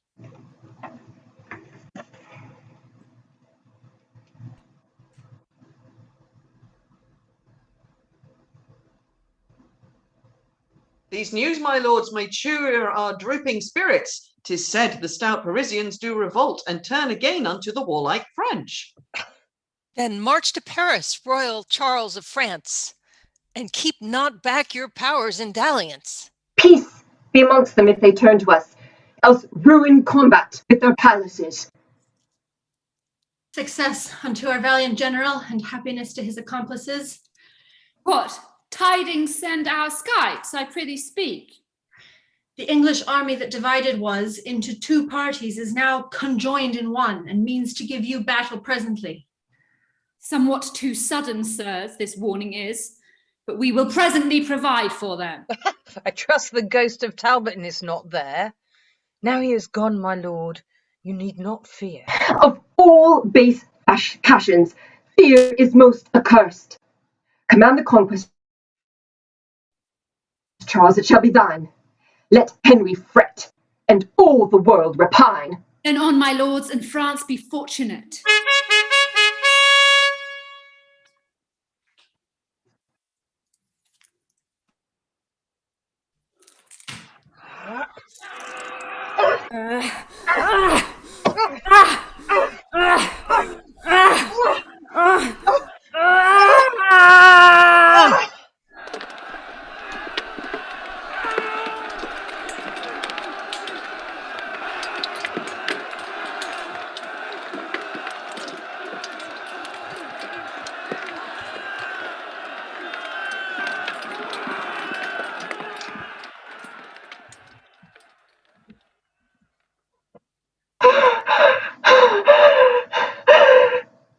The raging conquerors and the Frenchmen fly.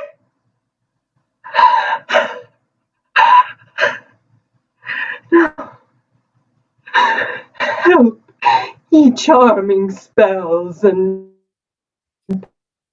periapts, and ye choice spirits that admonish me and give me signs of future accidents. You speedy helpers that are substitutes unto the lordly monarch of the north. Prepare and aid me in this enterprise. This speedy and quick appearance argues proof of your accustomed diligence to me. Now, ye familiar spirits that are culled out of the powerful regions under earth, help me this once that France may get the field. Hold me not with silence over long, where I was wont to feed you with my blood. I'll not remember of and give it you in earnest of a further benefit, so you do condescend to help me now. No, to have redress. My body shall be recompense if you will quit my suit. Cannot my body, no blood sacrifice, entreat you to your wanton furtherance? Then take my soul, my body, soul, and all, before that England give the French the foil.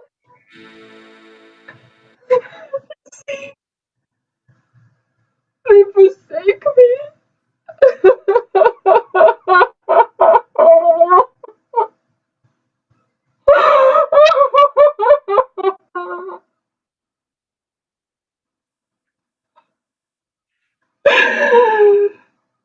No, the time has come that France must veil her lofty plumed crest and let her head fall into England's lap.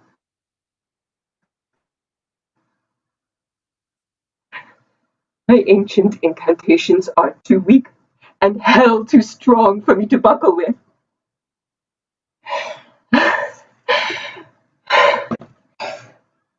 No.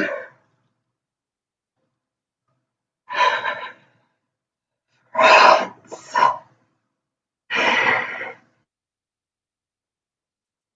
Thy glory droopeth to the dust.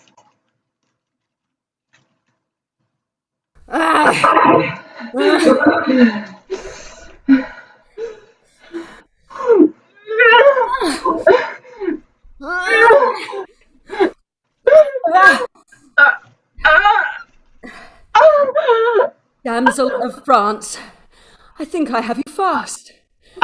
Unchain your spirits now with spelling charms.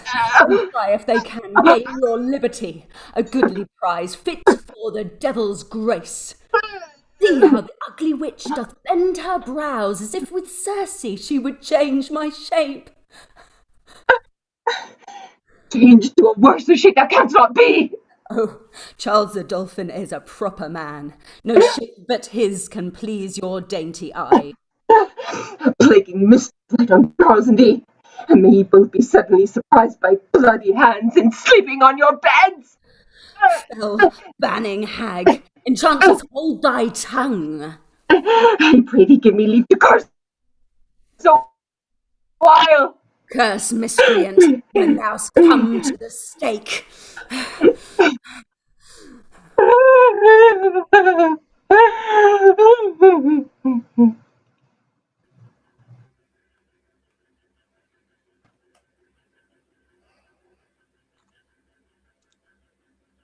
Be what thou wilt, thou art my prisoner. O fairest beauty, do not fear nor fly, for I will touch thee but with reverent hands. I kiss these fingers for eternal peace, and lay them gently on thy tender side. Who art thou, say, that I may honour thee? Margaret, my name, and daughter to a king, the King of Naples, whosoe'er thou art. an earl I am, and Suffolk am I called. Be not offended, nature's miracle, thou art allotted to be tamed by me. So doth the swan her downy cygnets save, keeping them prisoner underneath his wings. Yet if this servile usage once offend, go and be free again as Suffolk's friend. Oh, stay! I have no power to let her pass. My hand would free her, but my heart says no, as plays the sun upon the glassy streams, twinkling another counterfeited beam, so seems this gorgeous beauty to mine eyes. Fain would I woo her, yet I dare not speak. I'll call for pen and ink and write my mind. Fie, Delapole, disable not thyself. Hast not a tongue? Is not she here? Wilt thou be daunted at a woman's sight? Aye, beauty's princely majesty is such, confounds the tongue and makes the senses rough. Say, Earl of Suffolk, if thy name be so, what ransom must I pay before I pass? For I perceive I am thy prisoner. How canst thou tell she will deny thy suit before thou make a trial of her love? Why speak'st thou not? What ransom must I pay? She's beautiful, and therefore to be wooed. She is a woman, therefore to be won. Wilt thou accept of ransom, yea or no? Fond man, remember that thou hast a wife. Then how can Margaret be thy paramour? I were best to leave him, for he will not hear. There all is marred. There lies a cooling card. He talks at random. Sure the man is mad. And yet a dispensation may be had. And yet I would that you would answer me. I'll win this lady, Margaret. For whom? Why, for my king. Tush, that's a wooden thing. He talks of wood. It is some carpenter? Yet so my fancy may be satisfied, and peace established between these realms. But there remains a scruple in that too. For though her father be the King of Naples, Duke of Anjou and Maine, yet is he poor, and our nobility will scorn the match. Hear ye, Captain. Are you not at leisure? It shall be so. Disdain they ne'er so much. Henry is youthful and will quickly yield. Madam, I have a secret to reveal. What? Though I be enthralled, he seems a knight and will not in any way dishonor me. Lady, vouchsafe to listen what I say. Perhaps I shall be rescued by the French, and then I need not crave his courtesy. Lady, wherefore talk you so? Tush, women have been captivated now. Lady, wherefore talk you so? I cry you mercy, 'tis but quid pro quo. Say, gentle princess, would you not suppose your bondage happy to be made a queen? To be a queen in bondage is more vile than is a slave in base servility, for princess should be free. And so shall you, if happy England's royal king be free. Why, what concerns his freedom unto me? I'll undertake to make thee Henry's queen, to put a golden scepter in thy hand and set a precious crown upon thy head, if thou wilt condescend to be my love. What? His love. I am unworthy to be Henry's wife. No, gentle madam, I unworthy am to woo so fair a dame to be his wife, and have no portion in the choice myself. How say you, madam, are ye so content? And if my father please, I am content. Then call your captains and our colours forth, and madam, at your father's castle walls, we'll crave a parley to confer with him.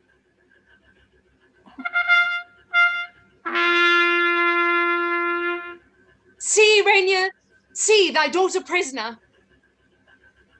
To whom? To me, Suffolk, what remedy? I'm a soldier and apt to weep at or to exclaim on fortune's fickleness. Yes, there is remedy enough, my lord. Consent, and for thy honour give consent. Thy daughter shall be wedded to my king, whom I with pain have wooed and won thereto, and this her easy held imprisonment hath gained thy daughter princely liberty. Speaks Suffolk as he thinks. Fair Margaret knows that Suffolk doth not flatter, face, or feign. Upon thy princely warrant, I descend to give the answer of thy just demand. And here I will expect thy coming.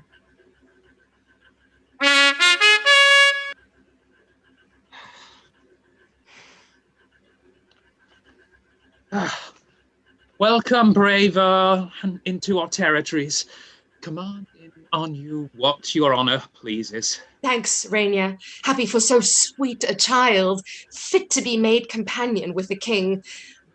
What answer makes your grace unto my suit? Since thou dost deign to woo her little worth, to be the princely bride of such a lord, upon condition I may quietly enjoy mine own, the country men and anew, free from oppression or the stroke of war. My daughter shall be Henry's, if he pleases. That is her ransom. I deliver her, and those 2 counties I will undertake your grace shall well and quietly enjoy.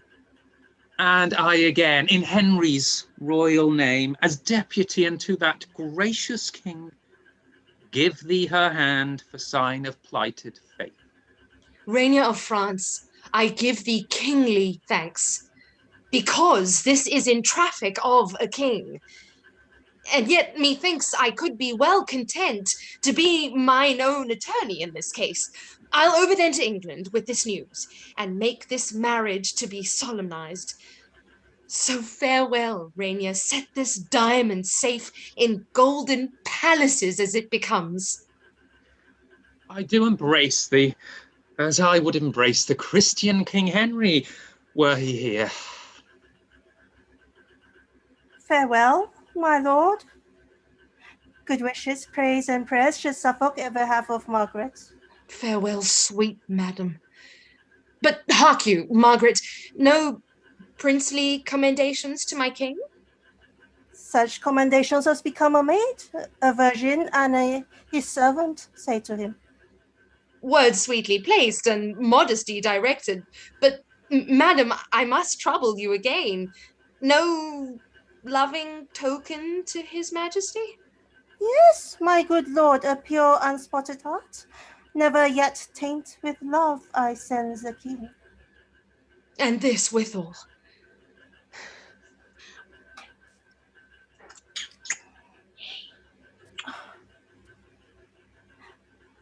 But for thyself, I will not so presume to send such peevish tokens to a king. Oh, wert thou for myself! But Suffolk, stay. Thou mayest not wander in that labyrinth. There minotaurs and ugly treasons lurk. Solicit Henry with her wondrous praise. Bethink thee on her virtues that surmount mad natural graces that extinguish art, repeat their semblance often on the seas, that when thou comest to kneel at Henry's feet, thou mayst bereave him of his wits with wonder.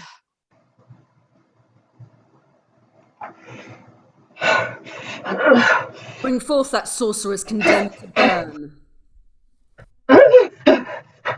Ah, John, thy kills this father's heart outright. Have I sought every country far and near, and now it is by chance to find thee out, and must I behold thy timeless cruel death?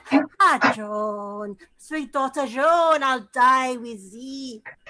Decrepit miser! Base ignoble wretch! I am descended of gentler blood. Thou art no father, nor no friend of mine. My lords, And please you, it is not so. I did beget her. Oh, the parish knows. Her mother liveth yet, can testify. She was the first fruit of my bachelorship. Restless, wilt thou deny thy parentage?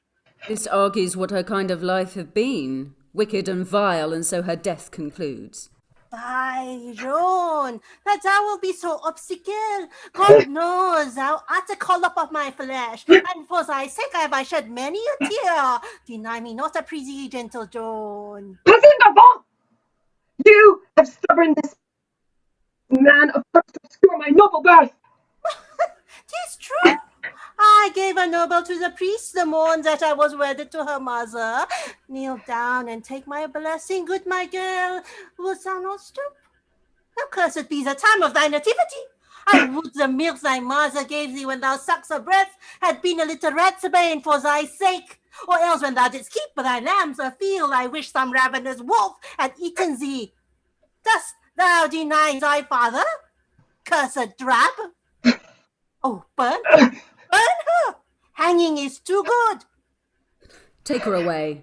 She hath lived too long to fill the world with vicious qualities. First, let me tell you whom you have condemned. Not me, begotten of a shepherd swain, but issued from the progeny of kings, virtuous and holy, chosen from above by inspiration of celestial grace to work exceeding miracles on earth. I never had to do with wicked spirits, but you that are polluted with your lusts, stained with the guiltless blood of innocence, corrupt and tainted with 1,000 vices, because you want the grace that others have. You judge it straight a thing impossible to accomplish wonders but by the help of devils. No! Misconceived! Joan of Eyre hath been a virgin from her tender infancy. She's the very thought whose maiden blood thus rigorously effused will cry for vengeance at the gates of heaven. I am away with her to execution. And hark, he says, because she is a maid, therefore no faggots. Let there be a no. Place barrels of pitch upon the fatal stake, that so her torture may be shortened. Will nothing turn your unrelenting hearts? Then, Joan, discover thine infirmity, that warranteth by law be thy privilege. I am with child, ye bloody homicides, more than not than the fruit within my womb, although ye hail me for violent death. Now, heaven forfend, the holy maid with child. Greatest miracle that e'er ye wrought. Is all your strict preciseness come to this? She and the Dauphin have been juggling. I did imagine what would be her refuge. We'll go too. We'll have no bastards live, especially since Charles must father it. You are deceived. My child is none of his. It was Alençon that enjoyed me. Oh, Alençon, that notorious Machiavel. It dies, and if it had 1,000 lives. Give me leave. I have deluded you. It was neither Charles nor yet the Duke I named, but Reignier, King of Naples, that prevailed. A married man? That's most intolerable. Why, here's a girl. I think she knows not well. There were so many whom she may accuse. It's sign she hath been liberal and free. And yet, forsooth, she is a virgin pure. Strumpet, thy words condemn thy brat and thee. You go entreaty, for it is in vain. Then lead me hence, with whom I leave my curse. May never glorious sun reflects his beams upon the country where you make abode, but darkness and the gloomy shade of death environ you till mischief and despair drive you to break your necks and hang yourselves. Break thou in pieces and consume to ashes, thou foul accursed minister of hell. Lord Regent, I do greet your excellence with letters of commission from the king. For know, my lords, the states of Christendom, moved with remorse of these outrageous broils, have earnestly implored a general peace betwixt our nation and the aspiring French. And here at hand, the Dauphin and his train approacheth to confer about some matter. Is all our travel turned to this effect? After the slaughter of so many peers, so many captains, gentlemen, and soldiers that in this quarrel have been overthrown, and sold their bodies for their country's benefit, shall we at last conclude effeminate peace? Have we not lost most part of all the towns by treason, falsehood, and by treachery? Our guest progenitors had conquered, Warwick. Warwick! I foresee with grief the utter loss of all the realm of France. Be patient, York. If we conclude a peace, it shall be with such strict and severe covenants as little as the Frenchmen gain thereby.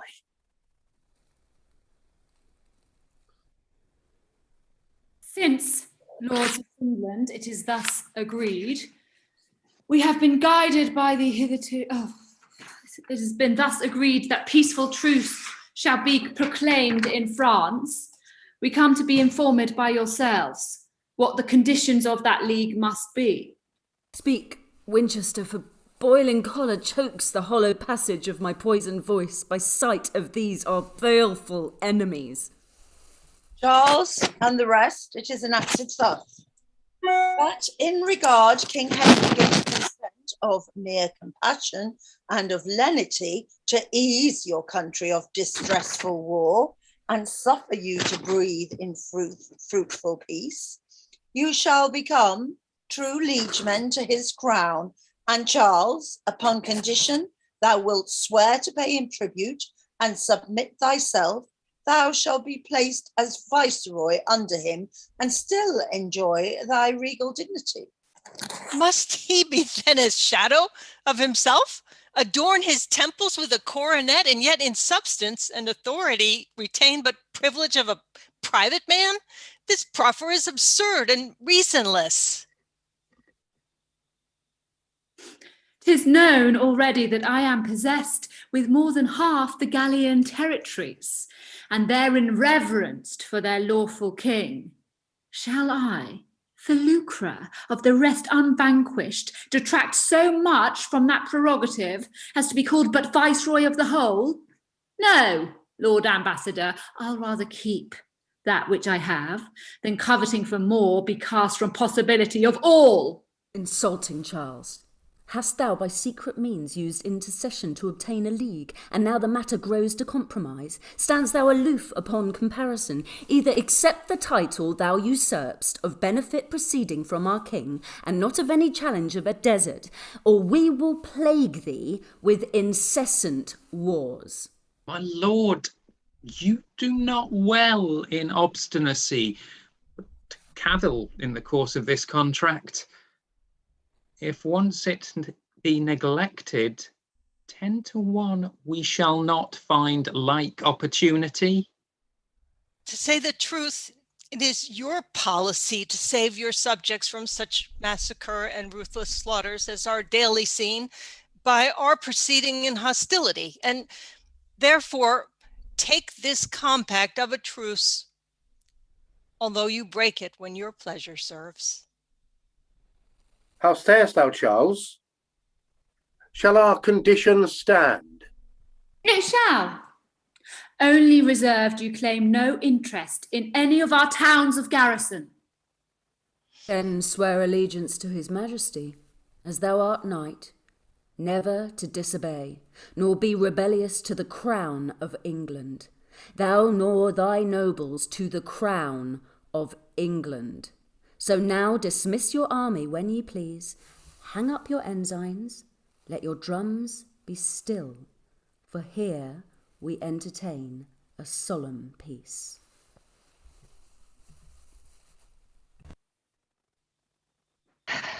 Your wondrous, rare description, noble Earl, of beauteous Margaret hath astonished me. Her virtues, graced with external gifts, do breed love's settled passions in my heart, and like as rigour of tempestuous gust provokes this mightiest hulk against the tide, so am I driven by breath of her renown, either to suffer shipwreck or arrive where I may find fruition of her love. Hush, my good lord, the superficial tale is but a preface of her worthy praise. The chief perfections of that lovely dame, had I sufficient skill to utter them, would make a volume of enticing lines, able to ravish any dull conceit. And which is more, she is not so divine, so full replete with choice of all delights, but with this humble lowliness of mind. She is content to be at your command. Command, I mean, of virtuous, chaste intents, to love and honour Henry as her lord. And otherwise will Henry ne'er presume. Therefore, my Lord Protector, give consent that Margaret may be England's royal queen. So should I give consent to flatter sin. You know, my lord, your highness is betrothed unto a lady of esteem. How shall we then dispense with that contract, and not deface your honour with reproach? As doth a ruler with unlawful oaths, or one that at a triumph, having vowed to try his strength, forsaketh yet the lists by reason of his adversary's odds. A poor earl's daughter is unequal odds, and therefore may be broke without offence. Why, what, I pray, is Margaret more than that? Her father is no better than an earl, though in glorious titles he excel. Yes, my lord, her father is a king, the king of Naples and Jerusalem, and of such great authority in France as his alliance will confirm our peace and keep the Frenchmen in allegiance. And so the Earl of Armagnac may do, because he is near kinsman unto Charles. Beside, his wealth doth warrant a liberal dower, where Reignier sooner would receive than give. Dower, my lords. Disgrace not so your king, that he should be so abject, base, and pure, to choose for wealth and not for perfect love. Henry is able to enrich his queen, and not to seek a queen to make him rich. So worthless peasants bargain for their wives, as market men for oxen, sheep, or horse. Marriage is a matter of more worth than to be dealt with by attorneyship. Not whom we will, but whom his grace affects, must be companion of his nuptial bed. And therefore, Lord, since he affects her most of these reasons bindeth us. In our opinions, she should be preferred. For what is wedlock forced but a hell, an age of discord and continual strife, whereas the contrary bringeth bliss, and is a pattern of celestial peace. Whom should we match with Henry being a king, but Margaret, that is daughter to a king? Her peerless feature, joined with her birth, approves her fit for none but for a king. Her valiant courage and undaunted spirit, more than in women commonly is seen, will answer our hope in issue of a king. For Henry, Son unto a conqueror is likely to beget more conquerors, if with a lady of so high resolve as is fair Margaret he be linked in love. Then yield, my lords, and here conclude with me that Margaret shall be queen, and none but she. Whether it be through the force of your report, my noble Lord of Suffolk, or for the tender youth, or for that my tender youth was never yet attained with any passion of inflaming love, I cannot tell, but this I am assured. I feel such sharp dissension in my heart, such fierce alarms, both of hope and fear, as I am sick with working of my thoughts. Take, therefore, shipping, post my lord to France, agree to any covenants, and procure that Lady Margaret do vouchsafe to come to cross the seas to England and be crowned King Henry's faithful and anointed queen. For your expense and sufficient charge among the people gather pretence. Be gone, I say, for till you do return, I rest perplexed with 1,000 cares. Oh, and you, good uncle, banish all offence. If you do censure me by what you were, not what you are, I know it will excuse this sudden execution of my will. And so, conduct me where from company I may revolve and ruminate my grief. Aye, grief, I fear me, both at first and last. Thus Suffolk hath prevailed, and thus he goes, as did the youthful Paris once to Greece, with hope to find the like event in love, but prosper better than the Trojan did. Margaret shall now be queen and rule the king, but I will rule both her, the king, and realm.